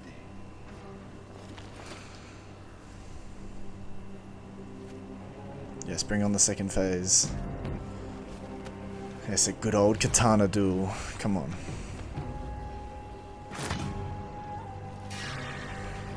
You've waited 16 years for this, Onryo. Don't falter now.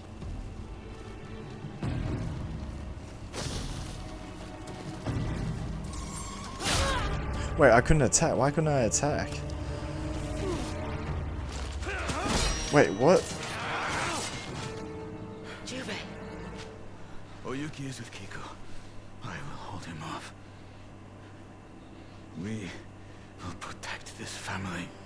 Oh my god, I was wondering what happened. I was like, no way, I failed. It wouldn't let me attack him. So, boy has become a man. Wait. I am a samurai, a brother, and a father.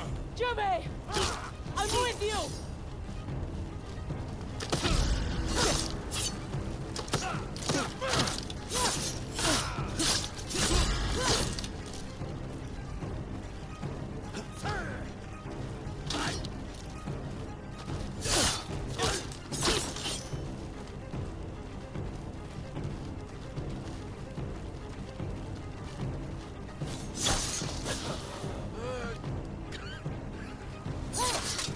Your loyalty to each other only gives you something to lose. Atsu! Oh god. No!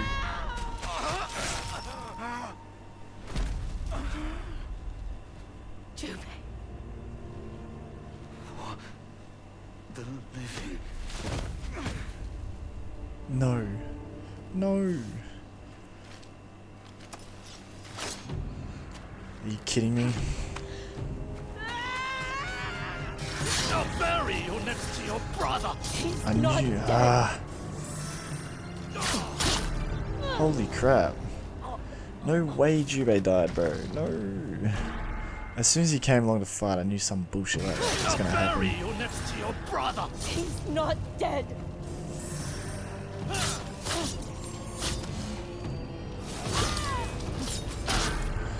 Oh god, okay, this is gonna be hard.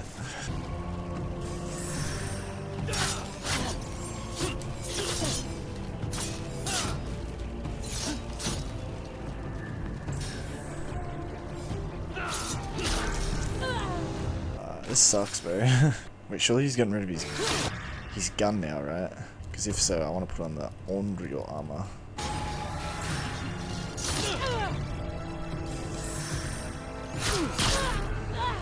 Shit, bro. I can't even get past the first goddamn swipe.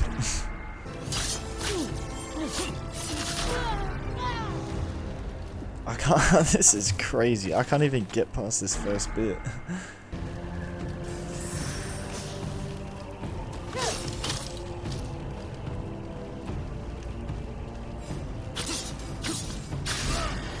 There we go. I just gotta stop him from doing it first.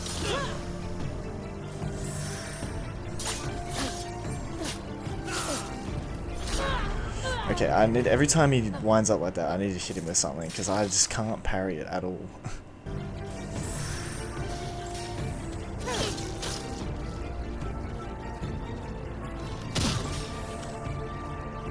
Atsu.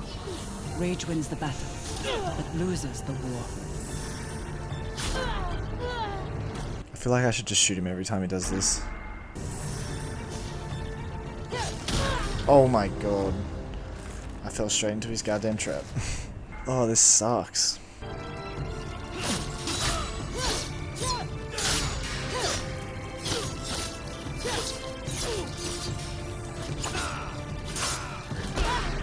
Oh my good god. Are you kidding me? I was actually doing good for once, and then I get kicked in the face and die. Oh my god. You know what? Maybe I should put that other armor back on. No, I think I will. I think I will put that other armor back on. Oh my god. Atsu. Rage wins the battle, but loses the war.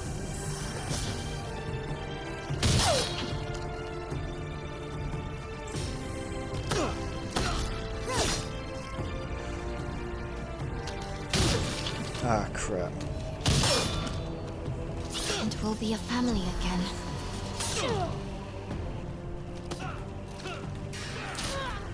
Ah, crap. Kept you waiting. Believe in yourself, Atsu.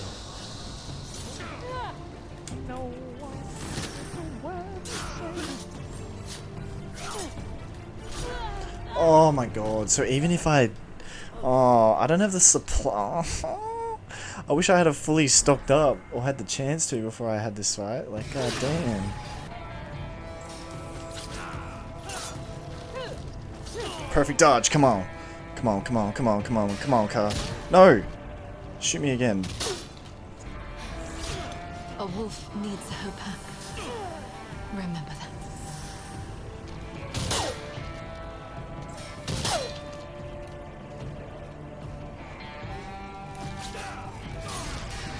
Yes, come on. We are our father's twin wolves.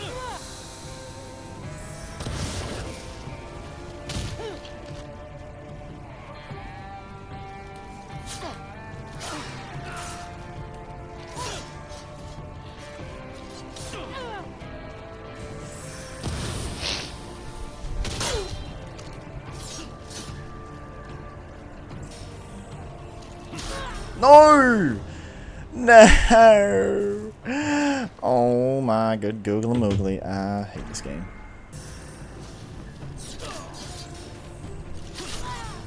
I died. Revive though. Come on, lock in, lock in. Lock the hell in, samurai. Family again. Daniel-san, no teeth.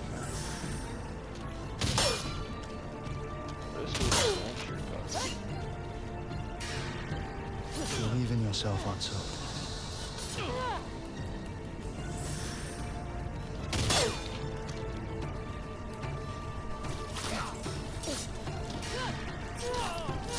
Come on. Needs her pack. Remember that.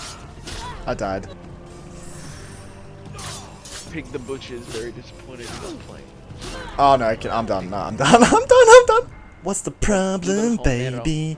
I keep dying to this goddamn boss. I'm not in love with this game right now. So at this point, I'd been trying to do this duel for an hour, so I decided to have a break and get back on the next day to refresh and try again. Is it gonna put us straight back into the fight? It is. Oh no. I don't want to see this again, bro. Oh god. Here we go.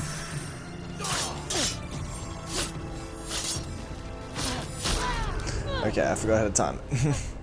Fan-frickin-tastic.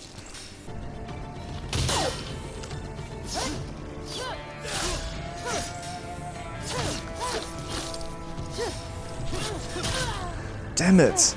I try to be more aggressive and then I just can't time a parry for some reason. Wait, what is that attack? Wait, what? That was different, wasn't it?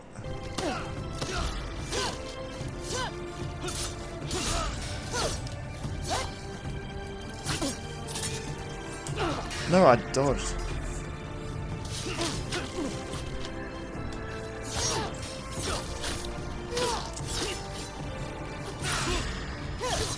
Atsu, rage wins the battle, but loses the war.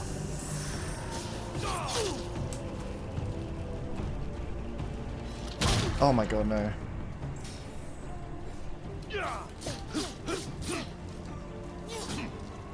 Come on, come on. I'm doing so well. No, I should have had my sword up, bro.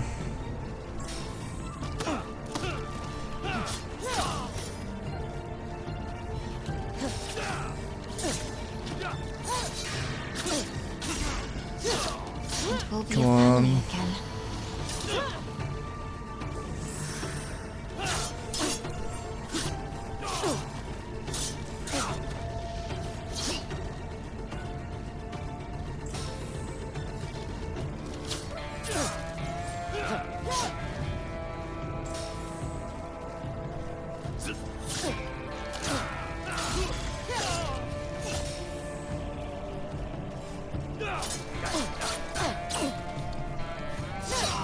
Come on.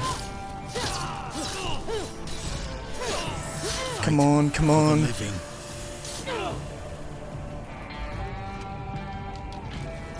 Bang! Let's go! Surely that's it.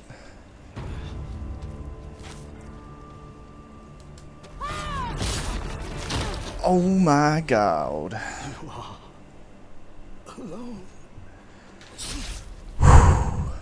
We did it. Let's freaking go. Come, little wolf.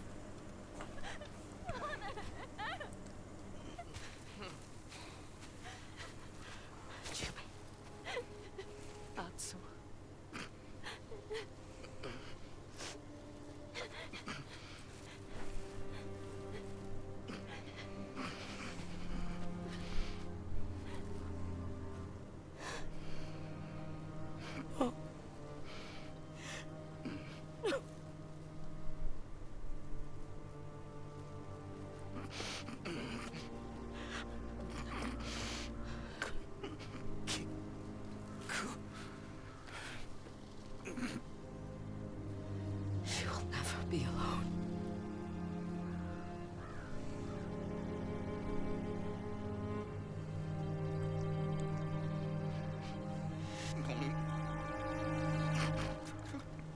No. No.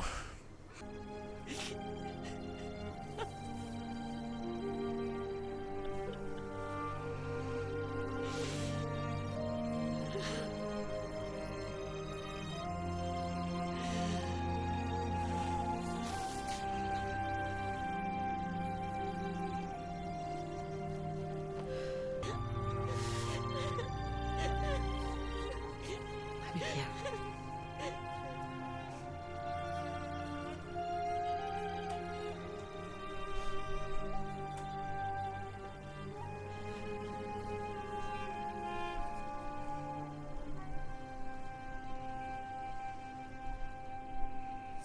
Damn. I guess someone had to die. Following on from that very sad ending, we then cut to 6 months later, where we find Atsu foraging for mushrooms with Kiku, just like she used to do with Jubei when they were kids. Through conversation, we find out that the Matsumai are rebuilding the castle, now that most of Clan Saito are no more, and Kiku has planted some flowers in the woods nearby, so Atsu encourages her to take one, and Atsu takes it back to their home, where Jubei's grave now lies, and she places the flower on it in remembrance of him. Oyuki also arrives and starts teaching Kiku the shamisen, and then Atsu's wolf actually shows up one more time, and the two say their goodbyes as Atsu declares that her hunt is now over. And with that, the main story ends, as Atsu has found a new family and a new reason to live for. What a game. The Onryo rests. Find a future beyond the hunt. Let's go. Final story trophy, sorry. Let's go. What a story. That was really good. I enjoyed that. Is it as good as Ghost of Tsushima? I don't know. It's a different kind of story. Different, like... The first game was obviously about honor. This game was more about, I guess, revenge. So, they're both good in their own way, I reckon. And so with that, the credits begin rolling. Once the credits end, we cut back to Atsu, who is telling Kiku her story of how she became the Onryo, and all the events of the game pretty much. Kiku then questions her if she's leaving anything else out, and she wants to hear those stories. So we then get a choice between a bloody battle or a dangerous bounty, and I chose the bounty. And so as Atsu goes to tell the story, the game cuts back to 6 months earlier, before Lord Saito's death. And I was given the quest of finding this bounty. And along with this, the game also tells us that the world is back to how it was just before Atsu defeated Lord Saito, and all content is now available by exploring Ezo. So that meant it was officially time to start cleaning up the rest of this game in order to get the platinum and 100%. And so I had a look at the trophies I had left, and I noticed that I had one final bounty to complete, which is the one that I just had unlocked from making it to the end game. And so I went on to complete this bounty, which was just like any other, finishing with us dueling Iron Tutor. And of course, once I killed him, I officially completed the bounty. Once that was done, all I had to do was return to Kojiro, the bounty broker, and hand in the bounty to get my reward, and of course, the trophy.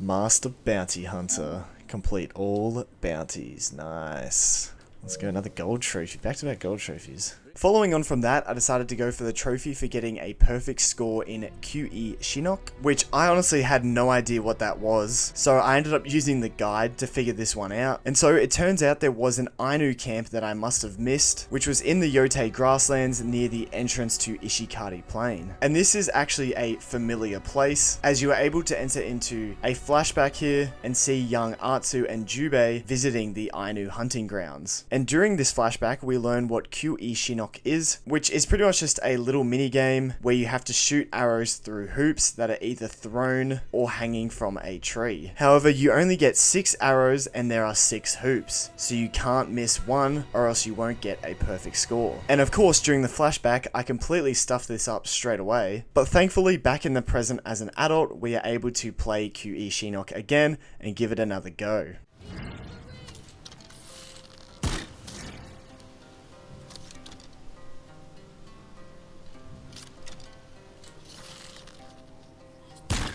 There we go. That one up there.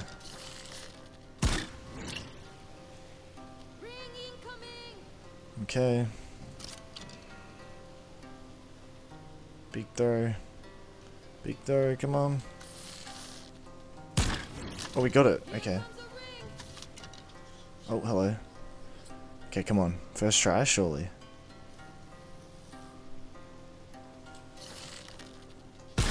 No! Oh my god, I missed just.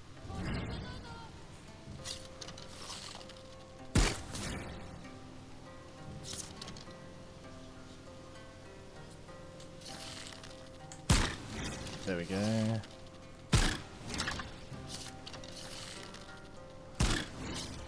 Alright, who's next? Okay, alright, come on, I gotta look in. Gotta look in, come on.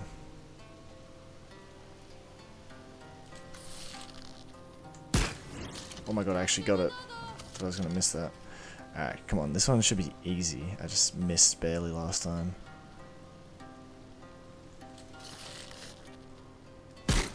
There we go. The children always look forward to seeing you play. A moment to breathe. Get a perfect score in Kue Shinnok. Let's go. The next trophy I went for was for solving all of the Ninetales puzzle boxes. At this point, I had found 9 out of the 12. Unfortunately, there's no in-game way to find these other than just exploring and randomly finding them, but I could track which ones I had found based on their names, and using a guide, I was able to find where the other 3 were. The first one I found was at this location near Sakuru Woods, where I found a little Ninetales camp, where I found a dead Ninetales carrying one of the puzzle boxes.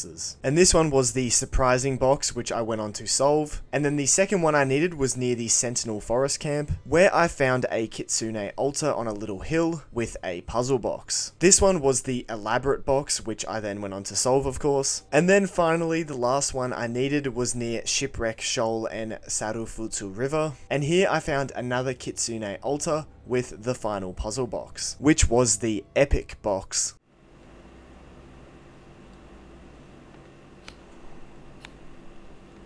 Yes, we did it. Trickster Fox. Solve all the Ninetales puzzle boxes. Those are such trial and error, those things. What did I get? A war cry mask. Let me view this mask. The battle begins. Okay, that's pretty cool. May as well equip it, I guess.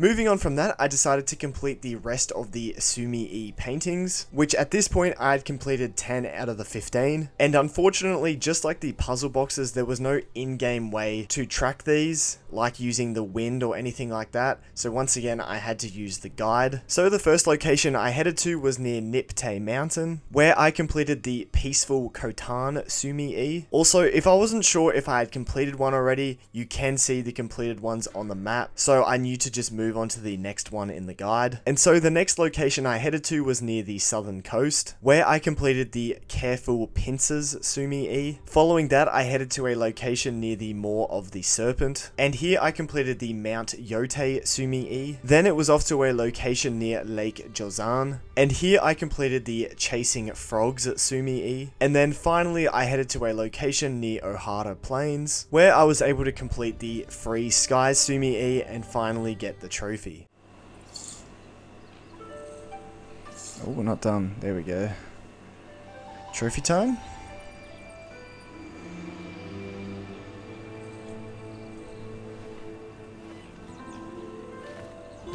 There we go. An artist's eye. An artist's eye. Complete all Sumi-e paintings. Awesome. There's another collectible item. Mass of Freedom. Birds fly beyond the mountains free of burdens. Following on from that, I continued to do the rest of the side activity trophies, including completing all fox dens and the rest of the shrine climbs. Luckily, this time around, I was able to use the Song of Shrines, which would guide me to shrine climbs and fox shrines as well. So this saved me from having to use the guide this time, and I could use actual in-game technique to find them. So first, I completed the Lake View Fox Den, then I went on to complete Falls Rest Shrine Climb, and then it was back to a Fox Den, this time the Fire Fox Den, then it was back to a Shrine Climb, this time the Winding Tears Shrine, then it was onto the Blooming Ridge Shrine, which I had found but never actually completed, and then finally I was onto the Patient Frost Shrine, which was the final one I had to complete. Stop bowing and give me the goddamn trophy. Hey, body, mind, and spirit. Complete all bamboo strikes, shrine climbs, and heart springs. Let's go, baby! That's what I'm talking about. Say that again. Wait, I got Golden Mask, where life and death meet, seek connection. Yes, I heard about this. Wait, let me unequip my freaking hat.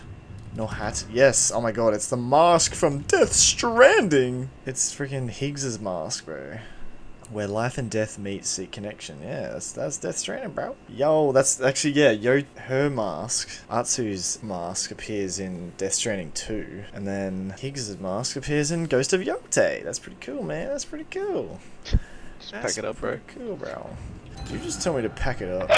Also, I noticed something whilst making this trophy pop up, and that's the fact that this is a silver trophy, and yet the icon is bronze for some reason, so they must have stuffed this up, because even the in-game trophy pop, it's a silver trophy with the bronze icon too. But anyway, moving on from that, it was time to complete all of the fox dens, but it actually turned out that the last fox den I did was indeed the final one, because when I played the Song of Shrines, it came up at the top saying all shrines had already been discovered in Ezo. But of course, I hadn't actually received the trophy yet. So I took to the guide, and I found out that after completing all of the fox dens, you then had to complete a final side quest to get the fox mask. And this could be located just south of Shipwreck Shoal at this location which I had not discovered yet. Here you find the Sarufutsu lighthouse, and after solving a quick puzzle, a door out the back opens up, and this leads to the hunting camp hideout. However, we find all of the nine tails here are already dead. And after doing some exploring here, we see a bear up on top of a cliff, which gives us the reason as to why all of the nine tails are already dead. After following the direction the bear went, we then find Sanctuary Grove. And exploring this area, you can find all of the foxes that you've saved from all of the fox dens throughout the map. And you can also find another Sly Cooper reference painted on one of the rock faces here. Towards the end of the grove, we find a little baby bear cub, and this explains why the mama bear killed all of the nine tails in order to protect her cubs. We then get interrupted by a lady coming out of the building at the end of the grove, who is definitely not a Nine Tails member. She explains that she was taken by the shinobi in order to teach the initiates how to hunt and survive in the wilds, but this grove used to be a shrine to the Inari, and that is why all of the animals are here. But when the Nine Tails took the cub, she said it was a bad idea, and then of course the mama bear proved it, but that means all the nine tails are gone and the grove can now thrive again. And so as a reward, she gives us a fox mask for saving all of the foxes throughout the map. And the trophy, thank you. Yeah, Guardian of Inari. Receive the fox mask after completing all fox dens. Cool. So I guess you could probably come here before that and she'd probably say, oh, I'll save all the foxes. But I've already done that, obviously. So I get the mask straight away. We got the fox mask on. No, we've still got our other mask. Is it this one? I'm assuming it's this one. Upon leaving the grove, you're also able to bow at an altar of reflection, and that's kind of the confirmation that you technically liberated this hideout. Now, we will get back to liberating the rest of the hideouts, but for now, I wanted to spear my 5th fish, because apparently I had done 4 and I just needed to do it once more. So I traveled back to Sensei Takahashi's island, because here, of course, is where I speared my first 4 fishes whilst we were learning how to use the yari. But they must have only spawned specifically for that quest, because I couldn't seem to find any fish jumping out of the water for me to spear. So I decided to look at the guide, and here they recommended heading to Shikotsu River. And sure enough, after exploring along this river for a little bit, I found a spot where there were fish jumping out of the water. And so I just had to wait for the perfect time to strike and get the trophy. Yes! Spearfishing. Spear 5 fish with the yari. Oh, thank God we only had to do 1. Let's go, we got a fish on the end of our yari now. Now following that, it was time to complete the rest of the Yotei 6 camps, and at this point I had 20 out of the 22. And luckily I already knew where one of them was located, and so I went on to liberate this one, the Outcrop Homestead. And as a result for completing this one, I was able to unlock the final Odachi technique, and this meant I could return to Master Yoshida and complete his final lesson, which was literally just meditating. And so of course, as a reward, we do indeed get Master Yoshida's Odachi. Anyway, back to Yotei 6 camps, I was now up to the final one, but I didn't know where it was, but luckily I was able to play the Song of Revenge and the wind would guide me to it. And so this led me to the Saito recruitment camp in the Yotei grasslands. And so of course, upon liberating it of all the enemies, we did indeed pop the trophy. Ever since someone started killing off Saito's generals, his men have been unhinged. I hope this so-called ghost chokes on their own blood. Oh god, they didn't mean you harm. Maybe they didn't know this would happen. Or they didn't care about the consequences. But there is no point in dwelling on such things. Have this as a thank you. For the living. Rid Ezo of all Yotei 6 camps. So that's kind of funny that we finished on that camp. He's saying that the ghost is bad, but the trophy's called for the living. But yeah, rid Ezo of all Yotei 6 camps. I don't know, I saw somewhere that apparently you don't have to do all the Yotei 6 camps. You only have to do 22 of them, but I don't get that because I've got all the skills now, I'm pretty sure. So I feel like there wouldn't be any more to do because there's no more altar of reflections to bow in front of. Because this will quite literally be our last. Like, we've upgraded everything. Like, this is it. This is literally it. Quite literally maxed.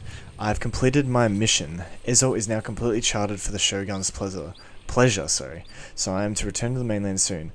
I thought you should know in case there is anything left you haven't mapped yourself yet. I can't say I will miss this place, but I truly hope it finds a better fate than burning in Lord Saito's war. Isaburo, your humble cartographer. Oh, well there you go, so we have done everything then, if he's leaving. Like if I go... Yeah, all Yotei 6 camps discovered in Ezo, there you go. So, I don't know what people were saying when they said there was more than 22.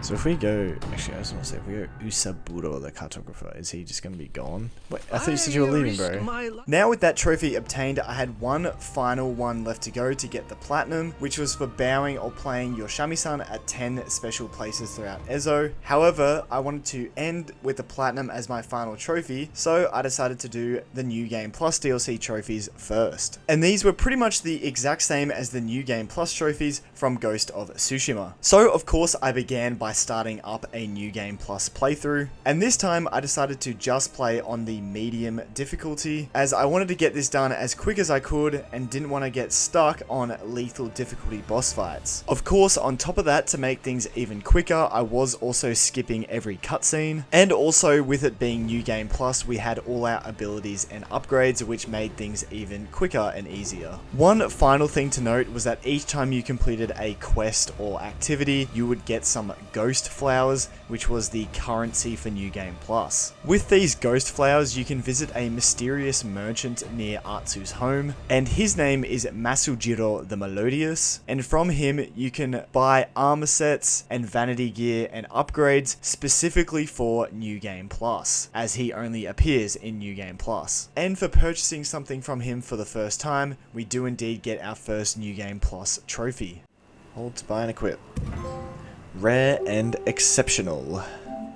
Purchase armor, a charm, or vanity gear from Masujiro the Melodious in New Game Plus. That is a very easy trophy. Now I just gotta complete the game in New Game Plus, which will probably take a while. And so, as my past self just said, all we had to do now was complete the rest of the game. And so a number of hours later, I did eventually find myself at the Lord Saito boss fight, which let me just say was a lot easier on medium difficulty. But anyway, upon beating him, I did indeed complete the game and get the trophy.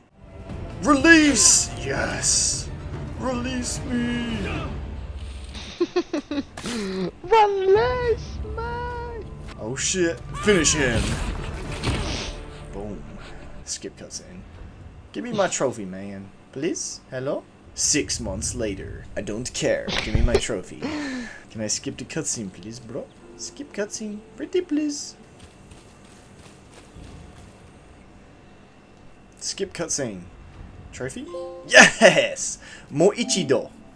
Complete Atsu's hunt in New Game Plus. Moichido. Why did you have to add the accent to it?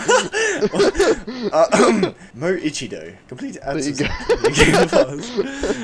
And so with that, the New Game Plus DLC was now 100% complete. And so all that was left was the final trophy in the base game. And for this one, there really was no way to track it, so I pretty much just followed the guide and kept bowing or playing the shamisen at all the different special places it showed until I got the trophy pretty much. And the special places this trophy is talking about are these signs you can find throughout the world, and when you bow in front of them, something usually happens. For example, here a bunch of dragonflies surrounded Atsu. But the thing is, I could not remember which ones that I had already done, so each time after doing one of them, I checked my trophies to see if the counter went up, and for example, this time it stayed at a 6 out of 10, so I had to just keep going. It wasn't actually until the 5th location that I went to that it finally went up from 6 to 7. Yes, that's right, I said 6, 7. Anyway, the next location I went to actually ended up being my 8th. And then on a roll, I ended up getting the 9th one straight after that. And then thankfully, the next one I arrived at would indeed be my 10th and final one.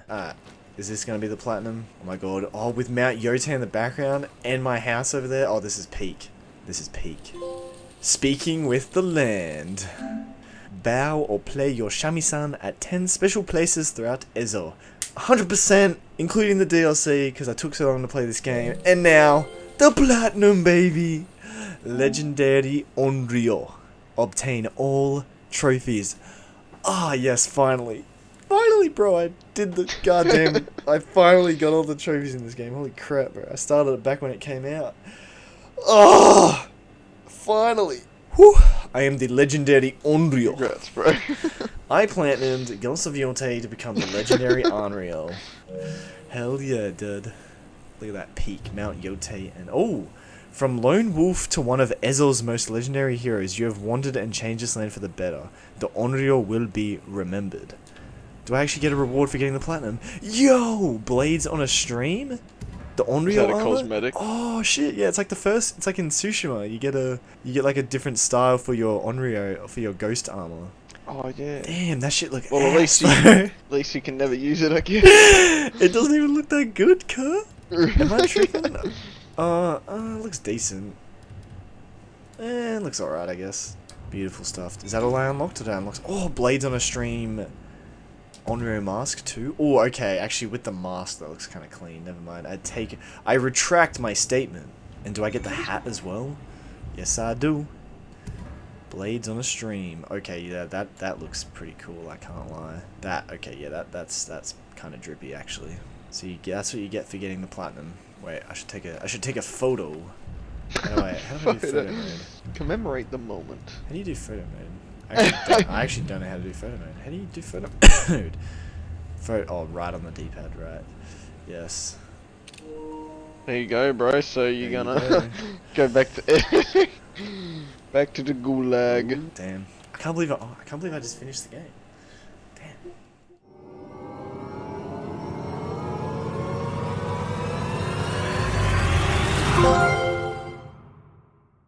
And so with that, ladies and gentlemen, I had finally got the platinum and 100% for Ghost of Yotei. In the end, it took me 88 hours apparently, which I'm sure a couple of those hours are probably AFK, but still, it did take me quite a while, considering the entirety of Ghost of Tsushima's 100% took me 95 hours, and we haven't even done the Legends mode for Ghost of Yotei yet, which as I am editing this, the Legends mode has just come out, I believe, or very soon is going to come out. So stay tuned for when I get those trophies. But anyway, what did I think of the game? Well, I am super glad that I played it on lethal difficulty. I wish I had have played Ghost of Tsushima on lethal, as even though it is difficult, it is so rewarding, as you feel like you get really good at the gameplay, and it's very satisfying when you succeed. And it just feels more realistic too, because enemies also go down in fewer hits rather than just sponging all your attacks. But overall, I feel like this game is very similar to Spider-Man 2 and Death Stranding 2 in the fact that everything is better in every way to its predecessor, the gameplay, the visuals, and the quality of life stuff that they have made. But just like those games, I'm not sure if the story is as good as the first game's story. Personally, I liked Ghost of Tsushima's story better, as I felt like it was something I'd never really seen before,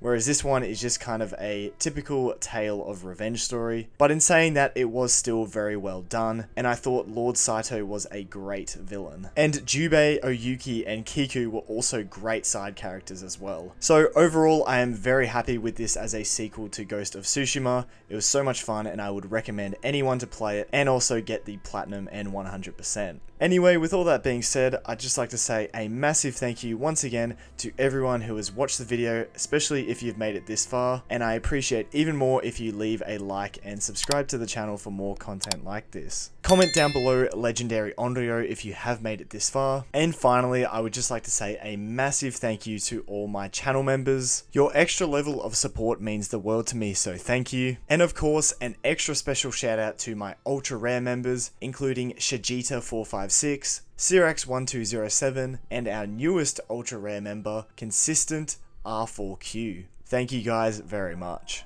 And so with that, I know this was another long video, but hopefully the next one will come out a little bit quicker and should be a little bit shorter, so I'll see you all then. Thanks again.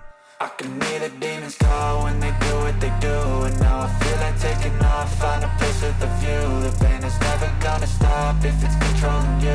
I know that time can heal it all, I just gotta get through, I just gotta get through, I just gotta get